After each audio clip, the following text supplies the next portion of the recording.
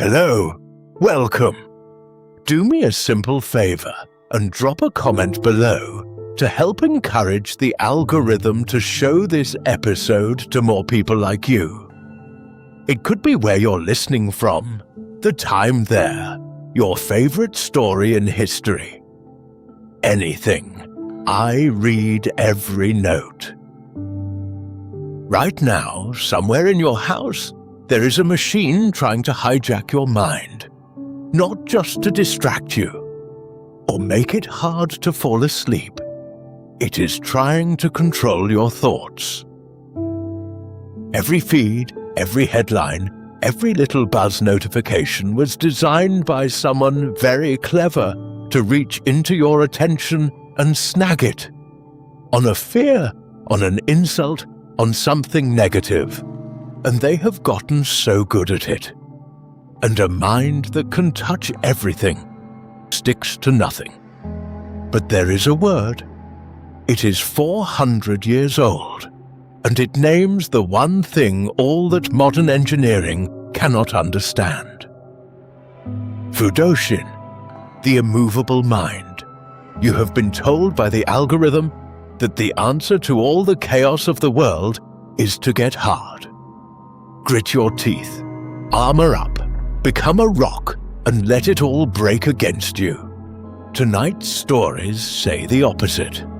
And the opposite is stranger than you'd think. The unmovable mind is not a stone. It's the most fluid thing there is. It's water. It moves around everything and holds nothing. And that, not hardness, is why it cannot be knocked over. Tonight you'll meet a monk who wrote the manual on being unshakable while his own government was actively trying to break him. A man who rode to face an entire army by himself. A singer robbed of every penny he had at 73, who came back without a drop of bitterness in him. Tonight, 14 wisdoms from true lives, not legends, the documented ones. Whatever followed you to bed tonight, the job, the news, the quiet worry that some machine is going to do what you do, only faster. Let it go, because I promise you, by the end of tonight, Fudoshin will grant you a new state of mind that will make you unstoppable no matter what life throws at you. Welcome, nightlings. This is Huxley. If you like listening or falling asleep to real stories that will reveal life's deeper truths, then this is the place for you. Consider subscribing and let the next story find you when you need it most. We are close towards a milestone for this little channel, 5,000 followers. It is not much, I know, but it is progress, and I cannot get there without your help. So, if you have thoroughly enjoyed one of my episodes, share it with a friend who needs it. Follow if you have not. It matters more than it should. Thank you. Now, let's dim the lights, find a quiet place with no distractions, and begin where every good story should. In the dark, just before the light. The city of Edo is about to burn. It is the spring of 1868, and the world that has held Japan together for 260 years is coming apart in the streets. The shogun's government has collapsed. Imperial armies are massing at the edge of the capital, a city of 1 million people, and their commander has orders that could turn all of it to ash in a single campaign of civil war. You can feel it in the neighborhoods. The streets are emptying, shutters going up in the middle of the day. Somewhere, a mother is deciding which of her things she can carry and which she has to leave behind. Children are being kept indoors and kept quiet. There is that particular silence a place makes when everyone in it is holding their breath at once. and out on a road leading toward the enemy's forward camp, one man is saddling a horse. His name is Yamaoka Teshu. He's a retainer of the falling government and one of the finest swordsmen alive, but that's not what matters tonight. Because he is riding out to a place where his sword will be worth nothing. He's carrying a message, a last, desperate attempt at peace. And he is going to deliver it by riding alone and unescorted, straight into the camp of the men who intend to destroy his city. Now, I want to be honest with you, because the honesty is the whole point of this one. Teshu is a young man here, 31, maybe 32. The great awakening that would make his name, his Satori, is still 12 years in his future. So this is not some serene old master floating above it all. This is a young man who has trained a certain kind of mind and is about to find out on the worst possible afternoon whether the training holds. He rides into the hornet's nest, openly. No trick, no disguise, no escort at his back. Just a man walking his horse into a camp full of soldiers who could kill him without anyone ever being punished for it. And he is brought before their commander, Saigo Takamori. Saigo lays out his terms. 7 conditions for surrender. Do all 7, and the city is spared. And Teshu, a man with no army, no leverage, nothing to bargain with but the look on his own face, listens to all 7, and agrees to 6. 6, yes. The 7th, no. The 7th condition would have handed his lord, the last shogun, over into the custody of a rival clan. And to that, Teshu simply says no. Not with anger, not with a threat. He has nothing to threaten anyone with. He just turns the thing around and sets it gently back in Saigo's lap. He asks him, more or less, if our positions were reversed, would you hand over your lord, Lord Shimazu, to another clan's keeping? Could you call yourself loyal if you did? And the room goes quiet. Because there is no answer to that. Not an honest one. Here is a man with a knife at his own throat, and he has just, calmly, without raising his voice, made the most powerful general in Japan feel the wrongness of his own demand. Saigo, by every account we have, and I'll say reportedly because I can't climb inside the man's head, is stunned, stopped, moved by the sheer, unbothered steadiness of the person in front of him. He drops the 7th condition. That meeting opened the door. It led directly to the famous talks between Saigo and Katsu Kaishu, and to one of the great near misses of history, the surrender of Edo Castle without a battle. A city of 1 million people spared, the fires never lit. And years later, Saigo would say of that afternoon, of the young man who rode in with nothing and refused to blink, a person with true selflessness. That is Teshu. Remember what you just saw. The calmest man in that tent was the strongest force in it. Not the man with the army, the man with the steady mind. You'll ride with him again very soon. I've barely told you half of it. But first, I need you to understand where a mind like that even comes from. Because it has a name, and it has an inventor, and getting there is the whole journey. If these stories speak to you, if you find comfort in the lessons found in the quiet corners of history, tap the follow button to join our circle of dreamers and let the next story find you when you need it most. Let me take you somewhere the shelling never really stopped. Picture a young monk. He is walking through a village, and the village is at war. This is Vietnam, in the years when the whole country was on fire, and the monk is a slight, soft-spoken man named Thich Nhat Hanh. Later, the whole world would come to call him Thay, teacher. He was born in 1926, and by the time we meet him, he has already chosen a very strange way to move through a war zone. He walks slowly, not carelessly, not in a daze, deliberately, precisely slowly.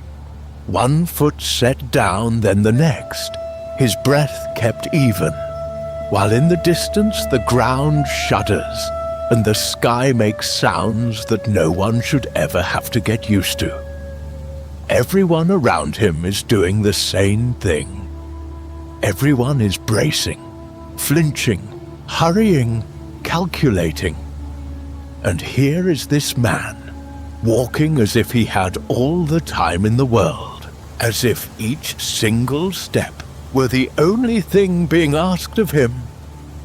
Now, why would a sane man slow down in the middle of a war? That's the question, isn't it? And Thay's answer is one of the quiet hinges this whole night turns on. He walks slowly, he taught precisely, because everything around him is chaos. When the world speeds up and comes apart, the body wants to come apart with it. The heart races, the breath goes shallow, the mind starts flinging itself at every terror at once. And a mind flinging itself in every direction can't help anyone. Not the wounded, not the frightened, not even itself. So he made his own body into the exception. Slow step, even breath, present moment. Not as an escape from the war, he was walking straight through it, but as a refusal to let the war move his mind. The chaos could have the streets. It could not have him. I want you to sit with how radical that is. We are taught that calm is a luxury for peaceful times, that when things get bad enough, of course you panic. Panic is just being realistic. Thay's entire life is an argument that this is exactly backwards. The worse it gets, the more the one steady person is worth. Calm isn't what you have left over after the danger passes. Calm is what you bring into the danger, on purpose, as a gift to everyone who can't find it yet. He wasn't born able to do this. Hold on to that. Nobody is. It's a practice. And it began for him with something as small and as available as a single slow breath. Here's the thing people get wrong about a calm man. They assume he's calm because he's checked out. Detached above it all, up on some cushion humming. Thich Nhat Hanh was the opposite of checked out. He was up to his elbows in it. In the early 1960s, he helped found something called the School of Youth and Social Service. And this was not a debating society. These were young people, thousands of them, by some counts around 10,000, who went into the burning villages. They rebuilt schools that had been bombed to splinters. They set up medical stations. They carried the wounded out and they helped the homeless find a roof. All of it built on a foundation of Buddhist nonviolence. The refusal to pick up a weapon, matched with the refusal to look away. That's a harder thing than either side of it alone. It's easy to be peaceful if you stay home. It's easy to be useful if you're willing to fight. To be both peaceful and useful. In the middle of a war, with no gun and no intention of getting one. That takes a kind of steadiness most of us never have to find. And the sorrow of it was enormous. These were years of unimaginable grief. This was the era when monks in protest and despair set themselves alight in the streets, an anguish so total it's still hard to speak of. They lived inside that grief. He mourned friends, he mourned strangers. He did not float above the pain, he carried it. But he carried it steadily, the way you'd carry something fragile across a long distance, both hands, even breath, one step at a time. That is the second thing to understand about the calm mind. It is not the absence of feeling. They felt all of it. It's what you do with the feeling, whether you let it knock you down and pin you there, or whether you keep your feet under you so you can still reach the person who needs reaching. And that steadiness, that stubborn usefulness in the worst of it, was about to catch the attention of the most famous man in America. In January of 1967, Martin Luther King Jr. nominated Thich Nhat Hanh for the Nobel Peace Prize. Let me say that carefully, because the honest version matters more than the dramatic one. King nominated him.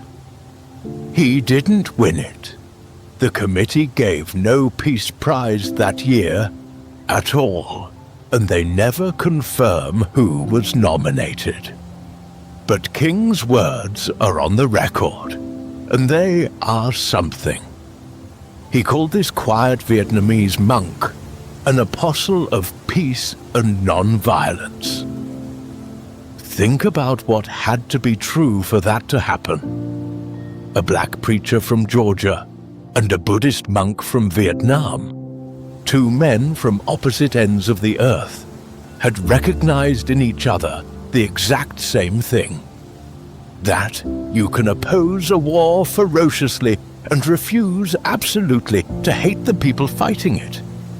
That the steady heart is not the weak one. By then, Thay had given the movement a name. Engaged Buddhism, he called it, in a book he wrote in 1967. Not Buddhism that hides from the world in a mountain temple. Buddhism that walks into the wreckage with its sleeves rolled up. And he carried that message everywhere, including to the peace talks in Paris, pleading for an end to the killing on all sides. But here is where the steadiness cost him everything. Because he would not take a side. He would not say this army is righteous and that army is evil. He said over and over that the bombs fell on human beings, full stop, and that peace was the only position he could hold. And a man who won't take a side in a war enrages both of them. So they closed the door on him. His own country exiled him. He was not permitted to go home. For how long do you think? A year? 5? 39 years? Now I want to give you the image, the one that for me sits at the very center of this whole long night. And I want to give it to you in his own words, because I couldn't improve on them if I tried. Years later, Thay spoke about the refugee boats. The crowded, fragile boats packed with people fleeing across open water, meeting storms out there, and worse than storms. And he said this: when the crowded refugee boats met with storms or pirates, if everyone panicked, all would be lost. But if even one person on the boat stayed calm and centered, it was enough. It showed the way for everyone to survive. One person, not the strongest person on the boat, not the one with the map or the weapon or the loudest voice, the calm one. Because panic is contagious, but so is steadiness. And in the moment when everyone is about to come apart, a single person who does not come apart becomes something to hold on to. A fixed point, a direction, proof that it's still possible to think. That is Fudoshin Nightlings. That is the whole thing in a sentence, from a man who lived it on dry land in a country at war and knew exactly what he was talking about. And the practice he'd hand you for it is almost embarrassingly simple. He'd have you breathe. He gave people a little verse to say to themselves, in rhythm with the breath. Breathing in, I calm my body. Breathing out, I smile. Dwelling in the present moment, I know this is a wonderful moment. I'll be honest with you. Of all the fierce disciplines we're going to meet tonight, the sword saints, the men who sat for years facing walls, breathe in, breathe out and smile, is the one I figure even I might manage. Possibly before my tea's gone cold. We'll see how the rest of them make me feel about myself. But don't let the simplicity fool you. That breath was the same instrument, the same immovable mind, that let one man walk slowly through a war and steady everyone who saw him do it. Small tool, impossible strength. This, by the way, is the word of the night. Fudoshin. And its actual definition, the letter that first wrote it down, was composed by a monk in exile, a man the government was trying very hard to break. We're going to meet him soon. Keep him in the back of your mind. The exile lasted 39 years. Read that again and let it land. Nearly 4 decades, kept from the country he had walked through under falling bombs to serve. And what did he do with it? He didn't curdle. He built. In 1982, in the soft green countryside of southern France, he founded a community called Plum Village. And people came from everywhere, in every state of brokenness the modern world produces, to learn the almost laughably simple things he taught. How to walk, how to breathe, how to wash the dishes as if washing the dishes mattered, because it does. His fingerprints are on the whole modern practice of mindfulness. The teachers who brought these methods into hospitals and clinics were drinking from streams that ran, in part, from him. Keep that in mind. It'll matter again, much later tonight, when a man in a very different kind of storm learns to find the eye of it. 39 years from home, and he turned homesickness into being at home everywhere. That was the final proof of his own teaching. The mind that abides nowhere cannot be exiled from anywhere. You can take a man's country. You cannot take his next breath, and his next step, and this present moment, not unless he hands them to you. And that is his gift to you. lying there tonight, because your war is quieter than his was, but it is a war. You live inside a feed that never sleeps, engineered to keep you in a low, permanent humming emergency. Always something new to fear. Always something to be furious about. Always 10 seconds from the next alarm. They would tell you the answer is not to armor up against it. The answer is embarrassingly close at hand. A breath, a step. This moment, which is in fact a wonderful one, if you'll only stop long enough to be in it. One calm person on the boat can save everyone aboard.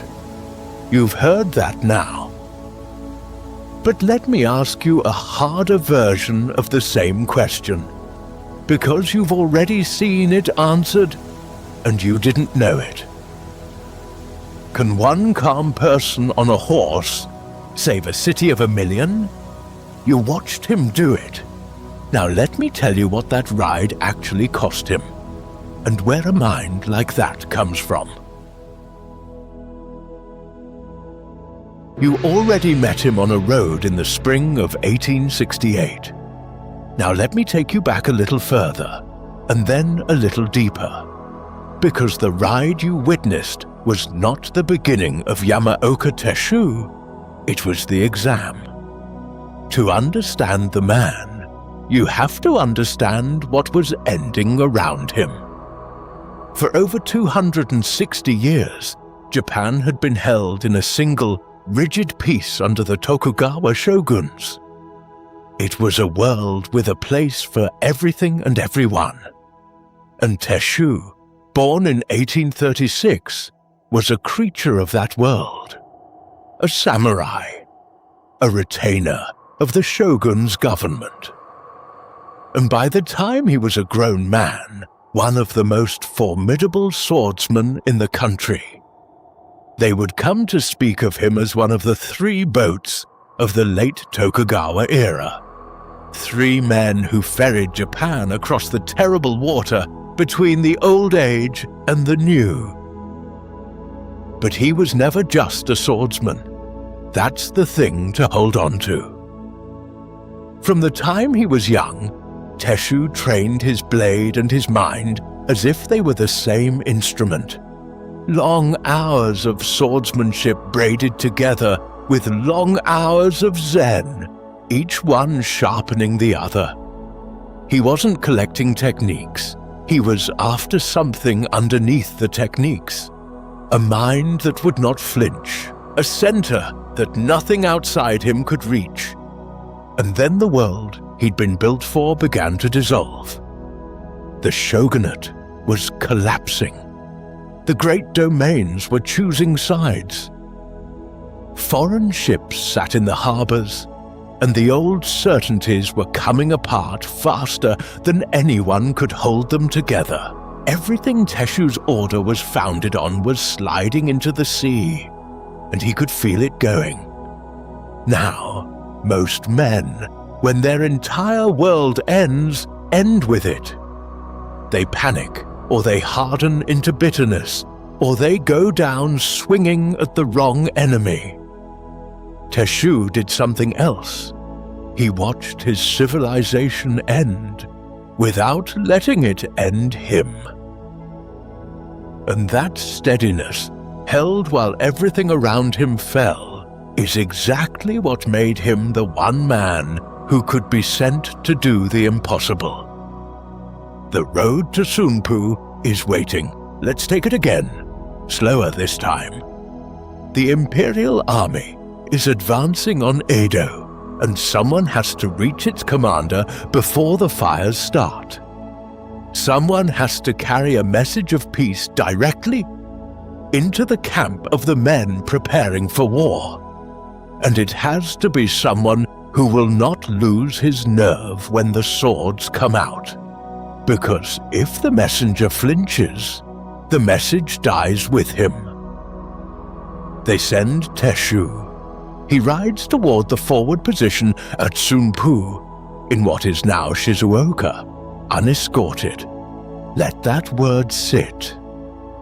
Unescorted. No honor guard. No show of force to keep him safe, because a show of force was exactly the wrong thing to bring.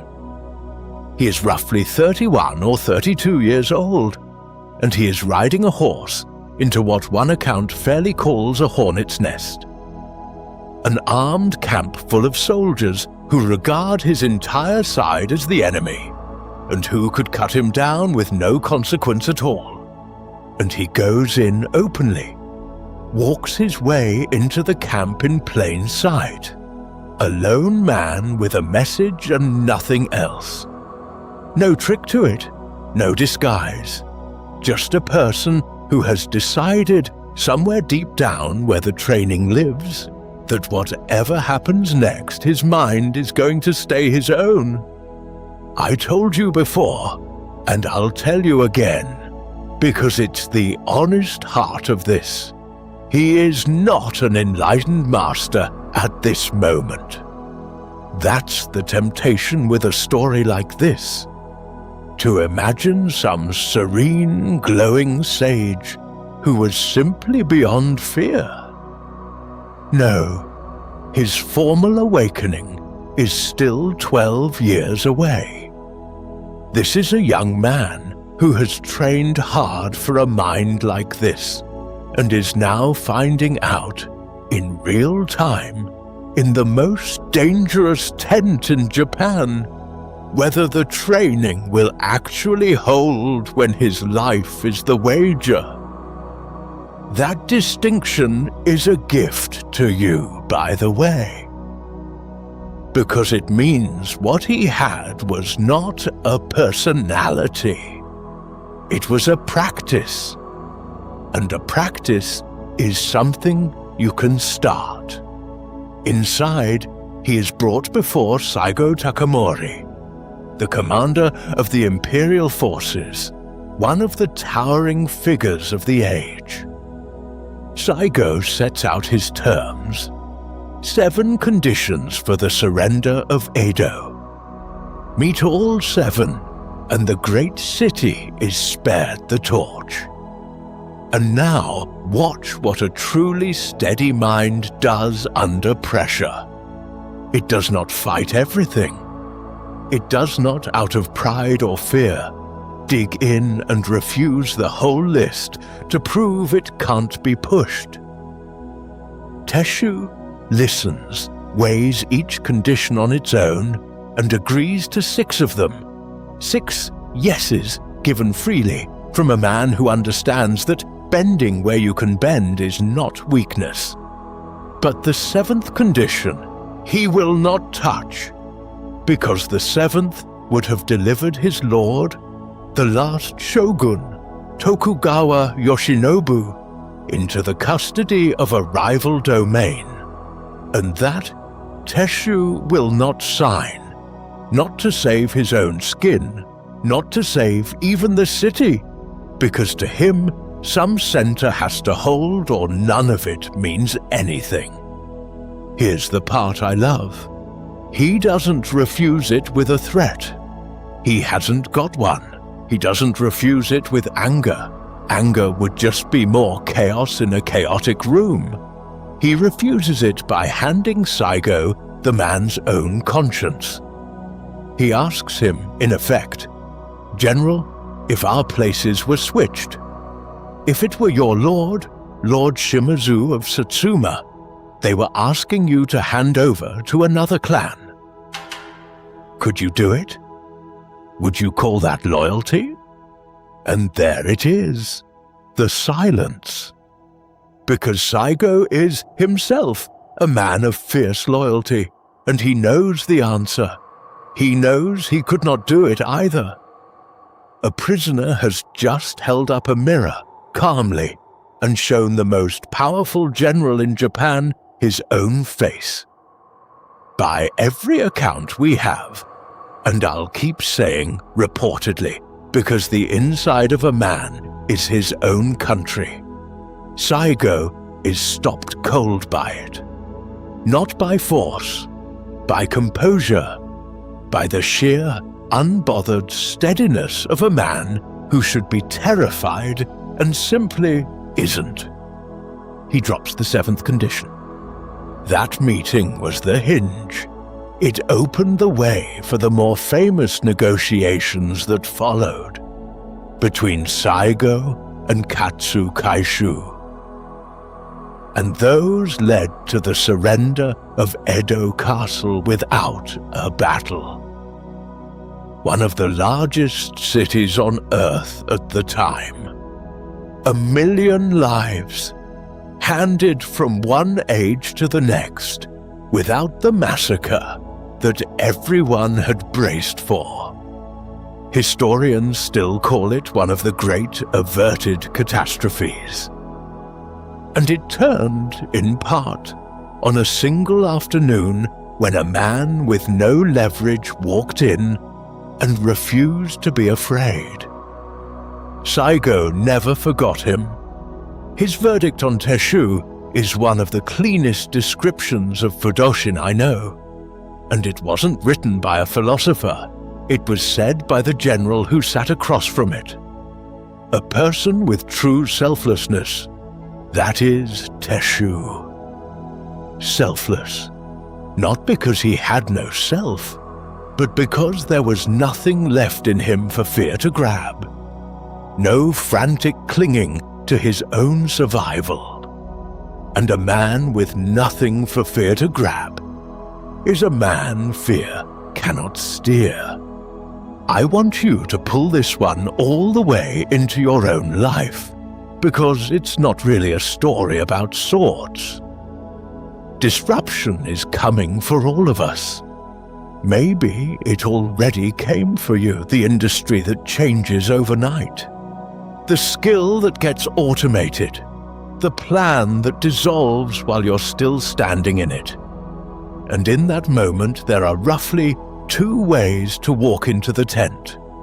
You can walk in as a panicked defender, clutching, brittle, ready to refuse everything and lose it all. Or you can walk in the way Teshu did, clear enough to give the 6 yeses that cost you nothing, and steady enough to hold the one no that's actually worth holding.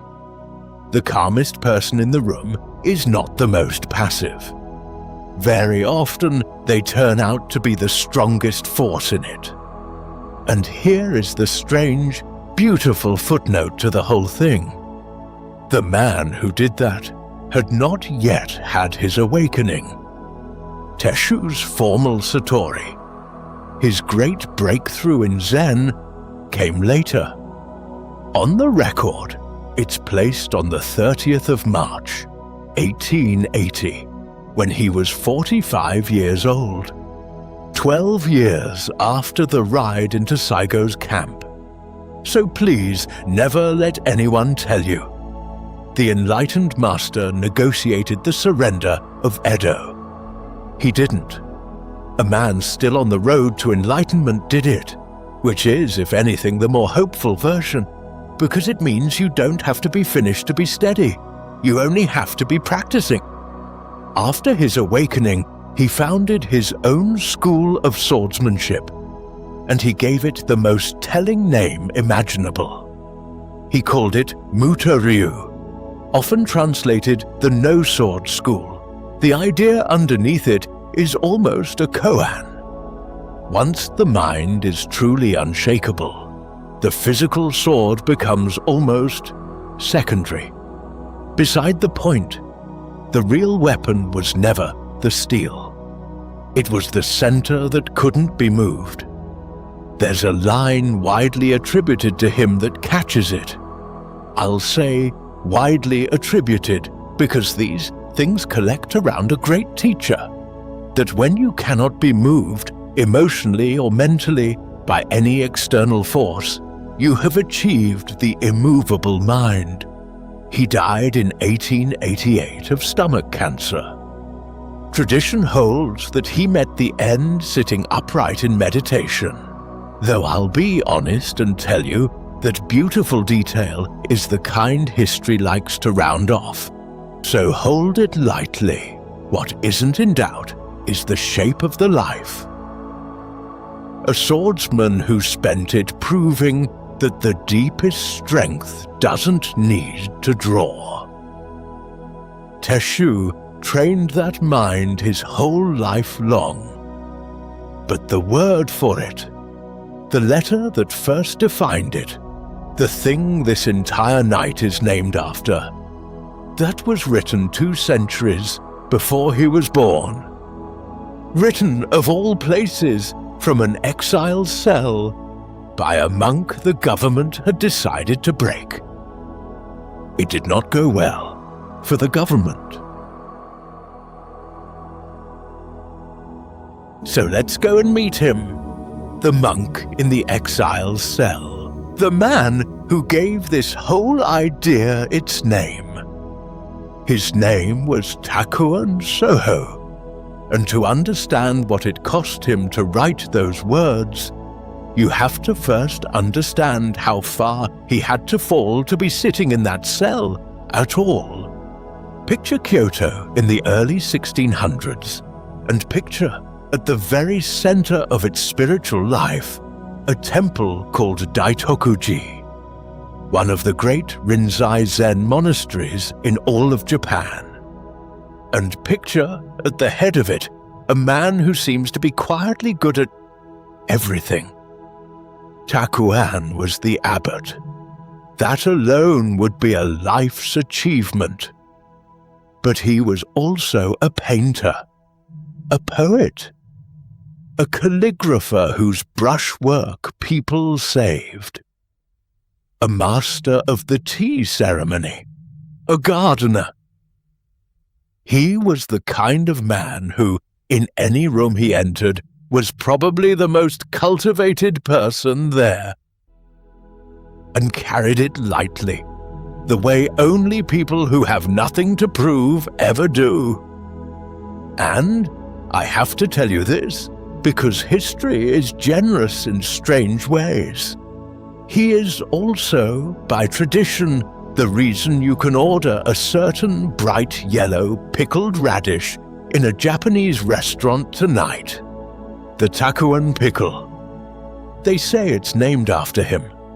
Now, I want to be honest with you. That one is folklore, they say. Not a fact I'd swear to, but I love it anyway. Most sages leave behind a philosophy. This one may have left behind a philosophy and a pickle. Some men just refuse to be summarized, so here he is. The summit. Rank, reputation, mastery, ease.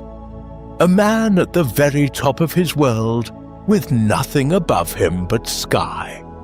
Which, of course, is exactly the moment the story likes to strike. Because far away in a palace, an emperor was about to give a handful of monks a simple gift, and that gift was going to reach up and pull Takuan's entire life down around him. Here's what happened. In Japan, a purple robe was not just cloth. It was the highest honor a monk could receive, granted by the emperor himself. A mark that said this person has reached the summit of the spiritual life. And the emperor, Go-Mizunoo, did what emperors had done for centuries. He granted purple robes to a number of senior monks at Daitokuji. An honor, a tradition, nothing more. But there was a new power in the land. The Tokugawa shogunate, the military government, the real muscle of the country, had recently tightened its grip on everything, and it had passed laws putting the temples under its own control. So when it saw the emperor handing out purple robes on his own authority, it didn't see a religious ceremony.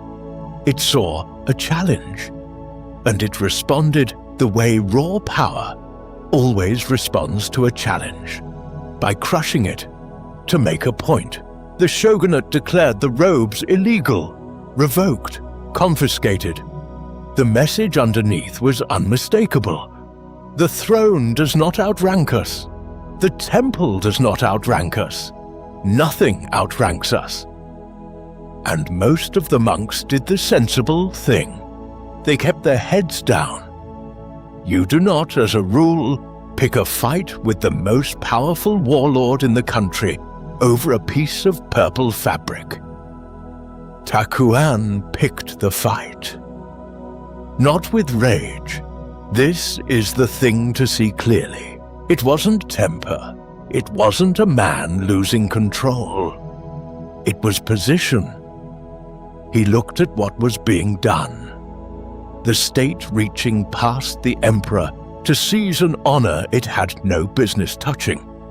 And he decided quietly that he would not pretend it was acceptable. He led the protest. He put his name, his rank, his safety, all of it, on the wrong side of the most dangerous men in Japan. And now the question hangs in the air. What does absolute power do to a monk who says no? It does what it always does. It makes an example of him. Takuan was summoned. Not to a temple, to Edo Castle, the seat of the shogun's power, to stand trial.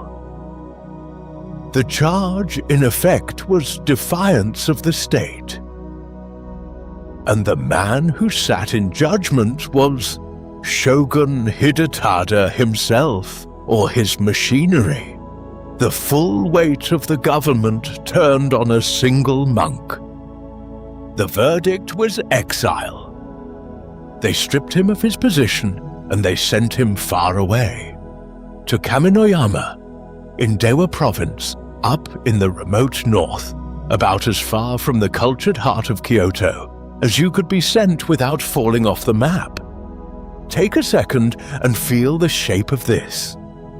Here is the most accomplished monk of his generation, abbot, painter, poet, tea master, and the state has peeled all of it off him like bark off a tree and thrown what's left into the cold. And here is the almost unbearable irony. The thing that makes this the beating heart of tonight's entire video. This is the man who understood the unshakable mind better than anyone alive. And now, the most powerful men in Japan had set out quite deliberately to shake him, to break him, to prove that everyone, in the end, can be moved. They had chosen, without knowing it, the exact wrong man. Because what Takuan did next in that cold northern exile is the reason you and I are here tonight. He didn't rage, he didn't rot. He didn't spend his exile drafting bitter letters to the men who'd wronged him. He picked up a brush and he wrote the manual. There, in exile, around the year 1629, Takuan wrote a letter that has outlived every shogun who ever sat on a cushion. Its title translates as The Mysterious Record of Immovable Wisdom, Fudoshin Shinmyoroku. And in it, he set down in his own hand the definition this whole night is named after. Put his words on the screen and read them slowly, because everything else tonight is a footnote to this. The mind that does not stop at all is called immovable wisdom. Sit with that, because it is almost the opposite of what most people assume the immovable mind means. When we hear unshakable, we picture a stone, rigid, fixed, refusing to move. And Takuan is telling us, no, that's not it at all. The immovable mind is not a mind that cannot move. It's a mind that is never stuck. A mind so free that nothing can grab it and hold it. not a rock in the river, the water itself. And then he gives the image that I promise will follow you out of this room and into your actual life. He said, imagine 10 men, each one with a sword, all coming at you at once. If your mind stops, if it snags on the first blade, fixes there, freezes on that one threat, then in that instant you have lost. Because while your attention is nailed to sword number 1, swords 2 through 10 are already reaching you. The only way through is a mind that touches the first attacker and instantly moves on, touches the second and moves on, flowing across all 10 without sticking to any of them. Present everywhere, caught nowhere. Now. He wrote that 400 years ago about steel. But tell me you don't feel it in your own pocket, because you have 10 swords too. They're just called notifications now. 10 taps, 10 pings, 10 little blades all reaching for your attention at once, each one engineered, genuinely professionally engineered, to make your mind stop on it. That is the entire business model of the device you carry, to catch your attention and hold it. And here is a monk, from a freezing cell in the 1600s, handing you the counter-move across 4 centuries. Don't let your mind stop anywhere. Touch it and move on. The name itself has a lineage, and I'll give it to you in one honest line and no more. The Fudo in Fudoshin traces back to Fudo Mayu, a fierce guardian figure in Buddhist tradition whose defining quality is that he sits utterly unmoved.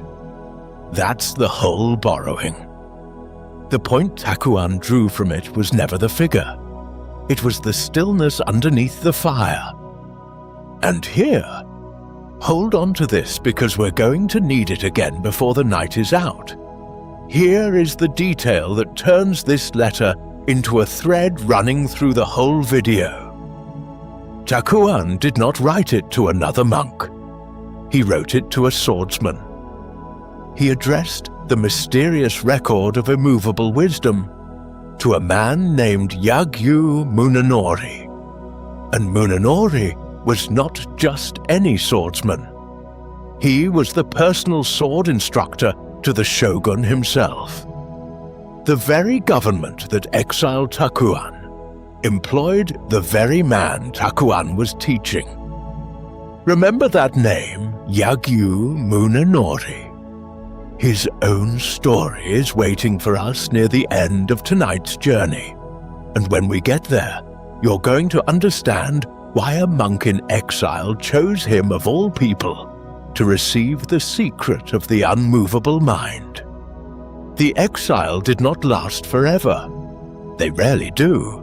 Hidetada died, and in 1632 an amnesty reached the north, and Takuan was free.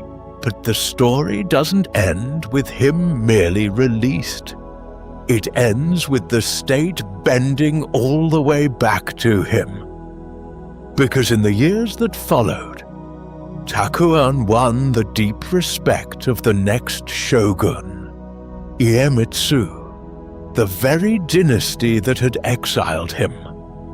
And in 1641, that same government formally rescinded the Purple Robe Decree. The thing he'd been broken for defending was quietly made right. The power that tried to move him ended up moving toward him instead. And then, at the end of a long life, in 1645, the last scene.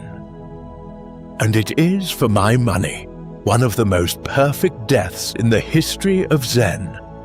His disciples gathered around him, and they asked him, as was the custom for a great master, for his death poem. The final words, the summing up. And at first, tradition holds, he refused. He didn't want to leave a grand statement, but they pressed him. They needed something.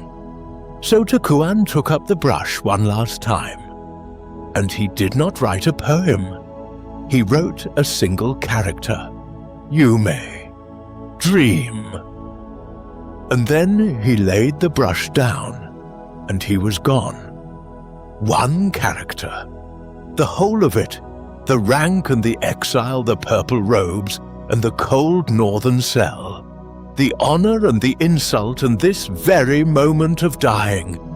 All of it, he said, is a dream. Nothing to clutch, nothing worth stopping the mind on, not even the ending. That is a man whose grip on life had become so light that he could set the whole thing down with a single stroke of ink. Takuan gave the immovable mind its name from a writing desk. He carried it through disgrace with a brush in his hand. But the next man on our list carried it somewhere far more dangerous. In his fists. He built the deadliest empty-handed art on earth. And the very first rule he laid down for it was a promise, never to strike first. Tarquin carried the immovable mind in a brush. The next man carried it in his hands, and I mean that almost literally, because he built one of the deadliest fighting arts the world has ever known. And the very first thing he did with it was promise not to use it. In 1868, on the island of Okinawa, a small place, far from the great cities of mainland Japan, a boy was born named Gichin Funakoshi. And if you had passed him on the road at 40 years old, you'd have seen nothing remarkable. A poor school teacher, slight of build, formal, courteous, a little bookish. The sort of man who bows a half-second longer than he needs to. What you would not have seen, because he kept it almost entirely to himself, was that this mild school teacher had spent his entire life training in a fighting art the rest of Japan had never even heard of. They called it, roughly, the way of the empty hand. Karate. It had grown up on Okinawa over centuries, partly because at various points the islanders had been forbidden from carrying weapons, so they had, out of necessity, turned the body itself into the weapon. And they had kept it quiet. It wasn't a sport. It wasn't a show. It was passed from teacher to student almost in secret, the way you'd pass down something both precious and a little dangerous. Funakoshi had given his life to it. Not for fame. There was no fame in it. Not for money. There was certainly no money in it. He did it the way some people pray. Quietly, daily, because the doing of it made him who he was. And he might have stayed exactly that, an anonymous master of an unknown art, dying quietly on a small island, except that in the space of 2 years, the doors of the entire country were about to swing open in front of him. The first door opened in March of 1921. The Crown Prince of Japan, the young man who would one day become the Emperor Hirohito, was traveling, and his journey brought him to Okinawa. And someone, looking for a way to show the royal party something distinctly Okinawan, arranged a demonstration of this strange local art. Funakoshi was chosen to lead it. Imagine it. A poor island school teacher performing his life's discipline in front of the future emperor of Japan. That alone would have been the story of his life. But the second door was the one that changed history. Because in 1922, Funakoshi was invited to demonstrate his art in Tokyo at the Kodokan. And to understand what that meant, you have to understand that the Kodokan was not just a gym. It was the citadel, the single most respected center of martial arts in all of Japan, the home of judo. And the invitation did not come from some minor official. It came from the founder of judo himself, a man named Jigoro Kano, one of the most powerful and respected figures in the entire martial world. Sit with that image for a moment, because I want you to hold on to it. The most important man in Japanese martial arts personally opened his own front door to an unknown penniless outsider from a small island, an outsider practicing an art that the mainland establishment had every reason to look down on. Who does that? What kind of man, sitting at the very top, goes out of his way to hold the door for someone the world hasn't noticed yet? Remember that question, because the man who opened that door, Jigoro Kano, has his own story tonight, and it's coming. When we get to him, you'll understand that opening that door was the most in-character thing he could possibly have done. Funakoshi walked into the citadel. He demonstrated. And then he made a decision that cost him nearly everything. He didn't go home. He stayed in Tokyo. Understand what that meant. He was a poor man to begin with, and now he was a poor man far from home, in the most expensive city in the country, trying to teach an art that almost nobody yet respected. There was no salary in it. There was barely a livelihood in it.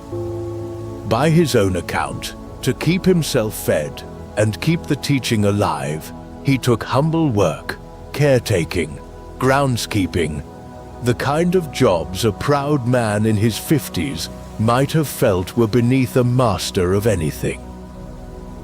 He didn't seem to feel that way at all, because he wasn't protecting his dignity. He was protecting the art. And this is the quiet hinge of the whole story. Right here, in these lean and unglamorous years, a middle-aged man sweeping floors so he could teach in the evenings. This is the exact moment that karate stepped off the island of Okinawa and began its long walk toward the entire world. Everything that came after, the millions of practitioners, the dojos on every continent, the belts and the katas your neighbor's kid trains in on a Tuesday night, all of it traces back through this stubborn, courteous, dirt-poor schoolteacher who simply refused to let the thing die. And when he finally sat down to define what he'd spent his life building, to write the rules of it, the soul of it, the very foundation he chose was not an attack. It was a refusal. Funakoshi left behind 20 precepts, the Niju-kun, the guiding principles of his art. And I want to read you the first two, in order, because the order is the entire philosophy. The first precept: karate begins and ends with courtesy. Respect. You bow going in, and you bow coming out. Before anything else, before a single strike is thrown, the art is wrapped, on both ends, in manners. And the second precept: the one that made him immortal, karate ni sente nashi. There is no first attack in karate. Read that again. Here is a man who has built one of the most efficient systems ever devised for hurting a human being. And the second law he carves into its foundation is a promise that he will never be the one to start. The power is real. The training is real. The capacity to do harm is absolutely real. And it sits there, sheathed, governed by a vow never to draw first. That is Fudoshin, translated out of the monastery and into the body. The immovable mind here isn't stillness on a cushion, it's a trained fighter, standing in front of a provocation and simply not taking it. Not because he can't respond, because he's decided who he is. And I don't have to work very hard to bring that one into your life, do I? Because you live in a world that is engineered top to bottom to bait the first punch out of you. The comment that wants a reply. The post that's fishing for your outrage. The whole online economy runs on getting you to swing first, to fire back, to dunk, to pile on, because your reaction is the product. Funakoshi built a global art on the opposite instinct. Trained to the teeth, slow to the trigger, powerful and at rest. He wrote all of this down late, near 90 years old, in a memoir he reportedly didn't even want to write, called Karate Do, My Way of Life. The father of modern karate, looking back on the whole arc of it, and landing on courtesy and restraint as the thing that mattered most. Let me pause here for just a second, because the fire's still warm, and I'm genuinely curious about something. If you could hand me any name, any life, any figure from any corner of history, and ask me to sit with it and bring it back to you on a night like this one, whose story would it be? Maybe it's someone the world's forgotten. Maybe it's someone you can't stop thinking about. Leave the name down in the comments. I read them, usually with my morning tea, before the world's properly awake, and I'll let you in on a secret.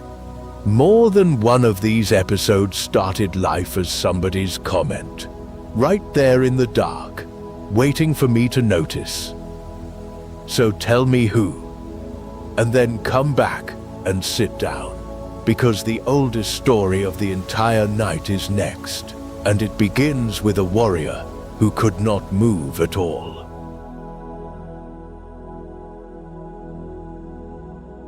Everything we've talked about so far tonight has been a person, a real man in a real place with a documented life. This next one is different. This one is not history. It's scripture. It comes from the Bhagavad Gita, the Song of God, a dialogue of about 700 verses set inside the great Indian epic, the Mahabharata, and composed somewhere across a few centuries around the turn of the Common Era. So I'm not going to tell you this happened. I'm going to tell you the Gita teaches, because that's the truth of it. But I promise you this, the paralysis at the center of this story is as real as anything a documented life could give us. In fact, it might be the most modern moment in all of ancient literature. The scene is the eve of a great battle on a field called Kurukshetra, and at the center of it is a warrior named Arjuna, the finest archer of his age, the best, the one everyone counts on when everything is at stake. And on the morning he is finally supposed to act, the greatest warrior alive, Arjuna sinks down in his chariot and cannot move. Now, here's what I want you to notice, because this is the thing that reaches 4,000 years across and grabs you by the collar. Arjuna is not frozen because he's afraid to die. That's not it. He's a warrior. He's made his peace with dying. He's frozen because he cannot bear the outcome of what he's about to do. The consequences.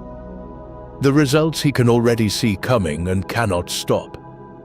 The weight of, what if this goes the way I fear, has landed on him all at once, and it flattens him. The strongest man on the field, undone not by the enemy in front of him, but by the future inside his own head.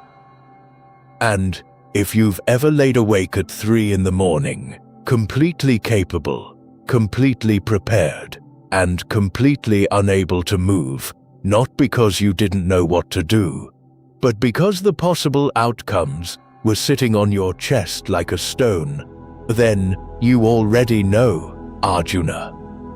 You've been in that chariot. Everyone has. And then, the story says, his charioteer turns around to counsel him. And the charioteer in the telling is Krishna, God himself, riding in the driver's seat, about to hand this broken warrior the most famous piece of advice in all of Indian thought. Krishna could have said one of two easy things. He could have said, harden your heart, feel nothing, just do it. Or he could have said, you're right, it's too much, walk away, stay pure by doing nothing at all. He refuses both. And instead, he says something far stranger and far more useful. Put his words on the screen, because this single sentence has held people up for 2,000 years. To action alone hast thou a right, and never at all to its fruits. Let not the fruits of action be thy motive, nor let thy attachment be to inaction.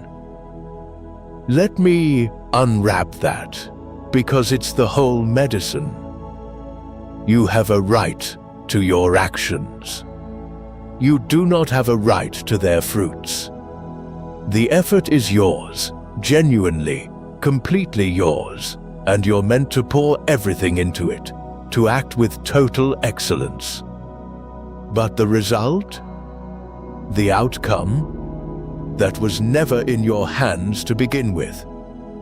The tradition has a name for this. They call it niskama karma, action without attachment to the reward. You do the work fully, and then you open your hand and let go of the outcome, because the outcome was never yours to grip. And notice, this is the part people miss. Krishna closes both exits. He says, don't cling to the fruits, and don't cling to doing nothing. Because paralysis is just attachment wearing a disguise. Sitting frozen in the chariot feels like safety, but it's the same knot pulled tighter. The way out isn't certainty about how it'll turn out. The way out is release. That's how Arjuna finally stands up. Not because the dread got resolved, because his grip on the result got loosened. And a man who isn't clutching the outcome is a man who can finally move. Now, I have to clear something up, gently, because there's a famous line people think comes from this book, and the version they know is wrong. You've heard it. Now I am become death, the destroyer of worlds. Robert Oppenheimer said it, famously watching the first atomic bomb go off, and he was quoting the Gita, verse 11:32, in an Old English translation. And that line has become, for most people in the West, the line from the Gita. Dark, terrifying, final, except that the Sanskrit word there isn't death. The word is kala, and kala means time.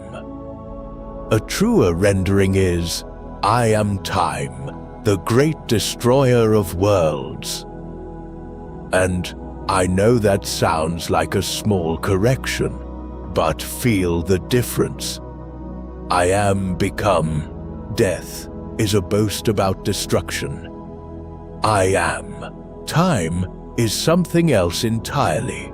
It's the plain, level truth that time carries everything away in the end, whether you clutch it or not. Which is exactly the lesson of the whole book. You don't control the fruits. Time does. Your job was only ever the action in front of you. So, let the frightening version go and keep the real one. Verse 2:47. A right to the work, never to the result. Because, tell me this doesn't land in the exact center of your life right now. The view count, you're refreshing. The salary you didn't get. The performance review, the launch that flopped, the quiet worry about whether the machine is going to do your job faster than you can. Every one of those is a fruit, an outcome you've been white-knuckling as if gripping it harder could make it obey. It can't. It never could. Do the work. Do it with everything you've got. And then, this is the immovable mind, 4,000 years old. Open your hand. An ancient warrior learned to act without clutching the result. 25 centuries later, a man in black robes on a cold mountaintop got to learn the very same lesson in about the cruelest classroom imaginable. Because while he sat up there, renouncing the world and everything in it, someone back down in the world was quietly stealing everything he owned.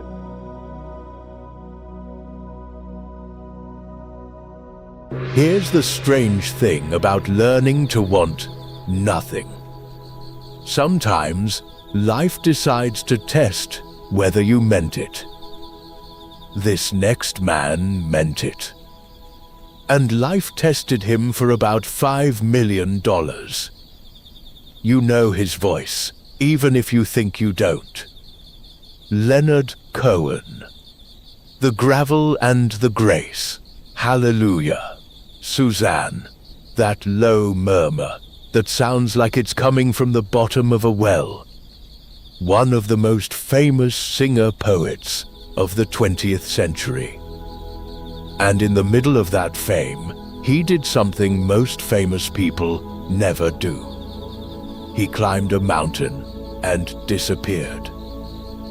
The mountain was Mount Baldy, above Los Angeles, a Zen center at 6,500 feet, cold and thin-aired, and about as far from a concert stage as you can get.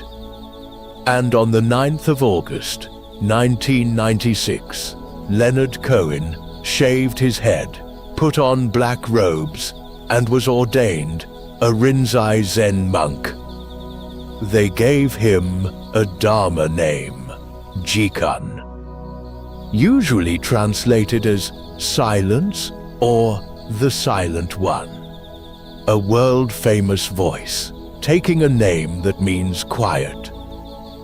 Now, I want to be careful here, because it's easy to romanticize this.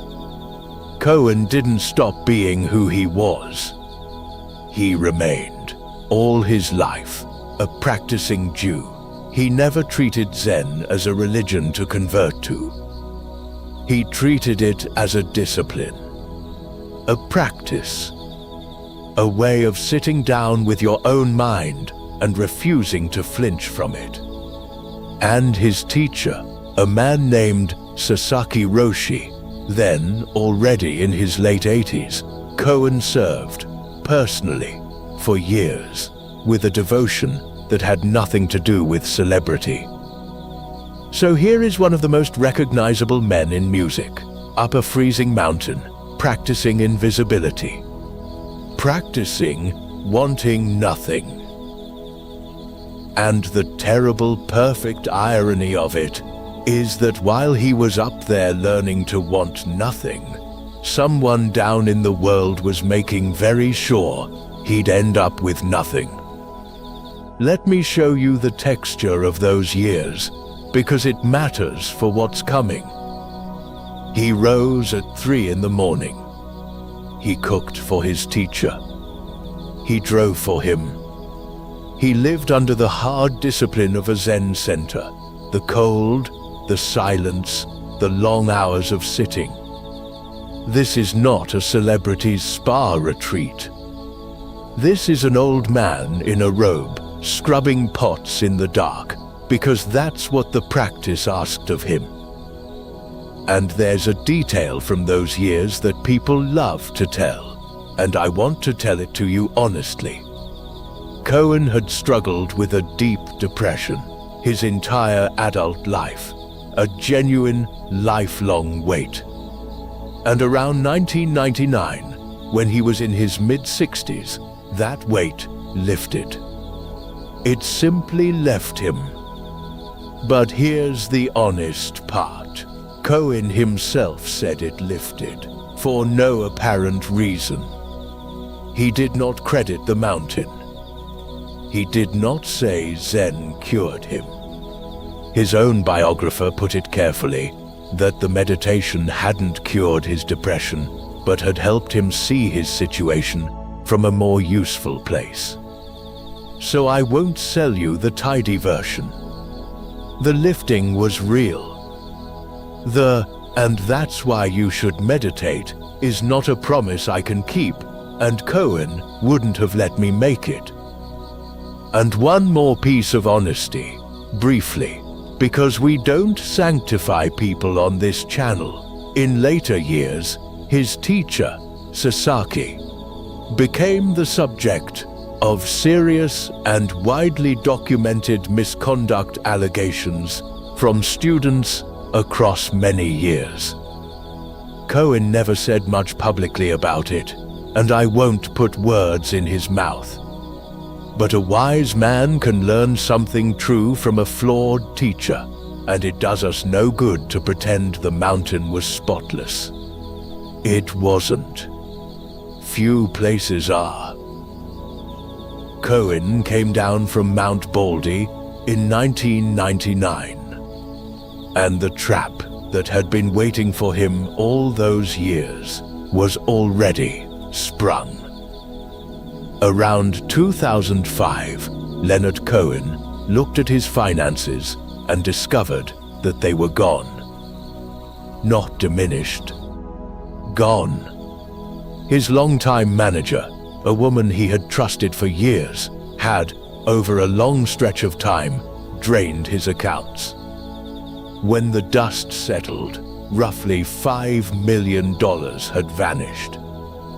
His retirement savings, the money that was supposed to carry him through old age, had been looted down to somewhere around $150,000. He eventually won a civil judgment for millions. He never saw the money. Sit with the shape of that.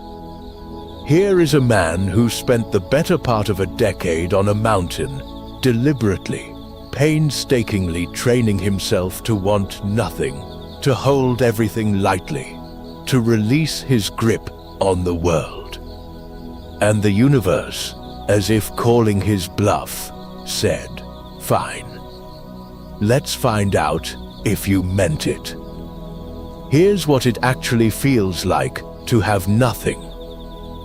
This is the exact moment equanimity stops being a poem and becomes a bill. Because it's easy, genuinely easy, to talk about non-attachment when your accounts are full. Anyone can be serene in a heated house. The test is what happens in your chest the day you find out a person you trusted has taken your old age from you. Rage would have been fair.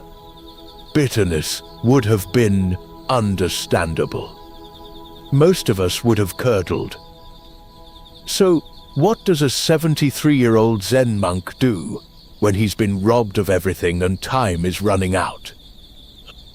He goes back to work. At 73 years old, having been off the road for 15 years, Leonard Cohen booked a tour. And not a farewell lap, a marathon. From 2008 to 2013, he played roughly 387 shows around the world. Think about that number. 387 nights. A man in his mid to late 70s, walking back out under the lights night after night to rebuild from the ruins with his own two hands. And here's what everyone who saw those shows said. There was no bitterness in them. He didn't come out angry. He came out grateful, famously dropping to his knees on stage, tipping his hat, thanking the audience, like a man who'd been given something rather than robbed of it. Out of that late fire came some of the best work of his life. Whole albums, deep and warm and unhurried, made by a man in his final decade who had every reason to be broken and simply wasn't. Near the very end, a journalist asked him about death, and Cohen said plainly, "I am ready to die."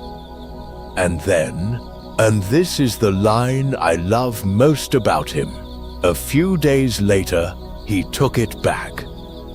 He said, more or less, "I think I was exaggerating. I intend to live forever."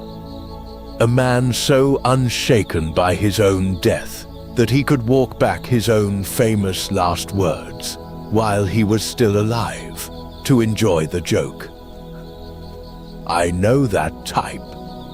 I may, if I'm honest with you, be that type. He died in November of 2016, level to the end, robbed of a fortune and refusing, absolutely refusing, to be robbed of his balance too. That, right there, is the finest revenge I know of. The revenge of simply not needing one. And 24 centuries before Leonard Cohen ever climbed a mountain, a storyteller in ancient China drew the perfect picture of that kind of power. He described a fighting bird, so perfectly composed, so utterly unshaken, that the other birds took one look at it and ran.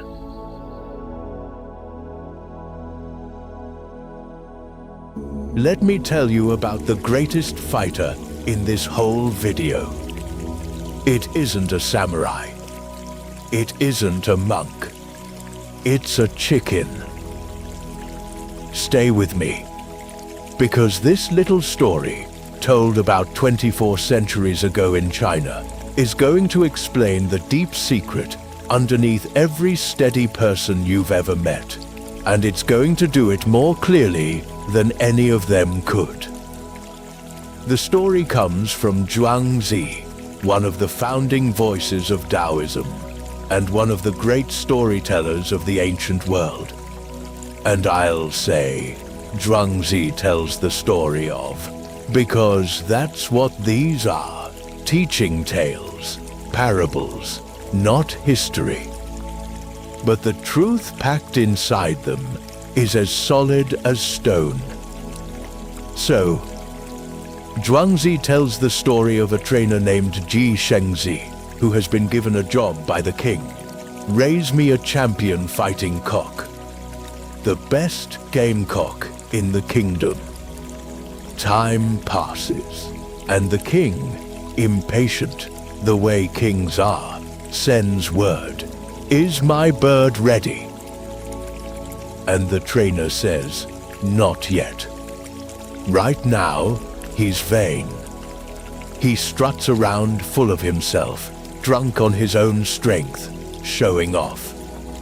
A bird like that picks fights he doesn't need and loses the ones that matter. Not ready. More time passes. Is he ready now? Not yet. Now he's jumpy. He hears another rooster crow across the yard. He sees a shadow flicker on the wall, and he flares up instantly. Every echo, every movement sets him off. He's all reaction. A creature that answers every provocation isn't strong. He's a puppet, and anyone who wants to can pull his strings. Not ready. More time. Surely now? Not yet. He's calmer, yes, but look at his eyes. There's still that fierce, quivering energy in him, that glare, that readiness to prove something. The fight is still living inside him, even when nothing's attacking. Not ready. And then, finally, the trainer comes to the king and says, "Almost." Now another cock can crow right in his face, and he doesn't react at all. He has become, and I love this phrase, I want you to keep it, like a rooster made of wood. He just stands there, utterly still. And Zhuangzi delivers the line that is the whole point of tonight. His power is complete. No other bird will dare to face him. They take one look and they run. Now, sit with what actually happened there. At every stage, the trainer wasn't adding anything to the bird. He was removing something. The vanity, the jumpiness, the need to prove it. And what's left when you've stripped all of that away, what stands there like carved wood, turns out to be the most powerful thing in the yard. Why does that work? Why does the unreactive bird win the fight it never has to have? Zhuangzi answers that with a second image, and it might be the most beautiful sentence about the mind ever written. He says, "When water is still, it becomes a perfect mirror." Set a still pool in front of you, and it shows you your own face, exact, down to the hairs of your beard. And then he asks the question that turns it on you. If still water can mirror the world that clearly, how much more can a still mind? The mind at rest, he says, becomes the mirror of heaven and earth. Here's what that means for you and me. A calm mind isn't just pleasant, it's accurate. It sees what's actually there. But the moment the water gets agitated, the moment you drop the stone of anger or fear or 100 notifications into it, the surface shatters, and now the reflection is broken. You can't see your own face in a churning pool. And you can't see your life clearly through a churning mind. The stillness isn't a retreat from reality. It's the only condition under which you can perceive reality at all. Zhuangzi even tells it a third way, about a woodcarver so good that people thought his work was made by spirits. Asked his secret, the carver said he did nothing special. He simply fasted and quieted himself until he'd forgotten reward, forgotten praise, forgotten even that he had a body to worry about. And only then, emptied of all of it, did he go into the forest and let his hands find the shape. The stillness came first. The mastery poured out of it. I need you to hear how precisely this ancient chicken predicted your Tuesday. Because you live inside a machine that is, at its core, a crowing rooster the size of the planet. The whole business model of the modern feed is to make you react. The outrage headline that wants your fury. The bad faith comment engineered to bait your reply. The post designed to make your thumb twitch toward the quote and the dunk. Every single one of those is another cock crowing across the yard, and every time you flare up and answer, you feed the bird. You've handed a stranger the string to your own nervous system. And Zhuangzi is standing there across 2,500 years, pointing at the wooden rooster, saying, that. Be that. Not because you're weak, because you're so strong that the provocation simply doesn't reach you. Understand this, because it's the thing our whole culture gets backwards. The unreactive person is not the passive one. The wooden rooster's power is complete. It's so complete that the fight evaporates before it starts. The other birds run from a battle that never happens. You've felt the shape of this already tonight, haven't you? The swordsman in the tent who won without drawing his blade. The karate master whose second law was never to strike first. This is the same secret, set in feathers.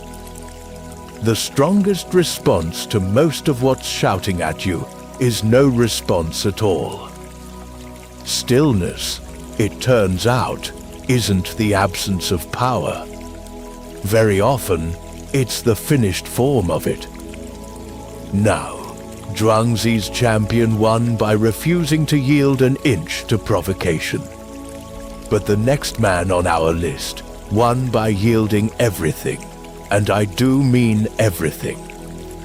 He was a small, sickly, bullied teenager who could not outmuscle a single person alive.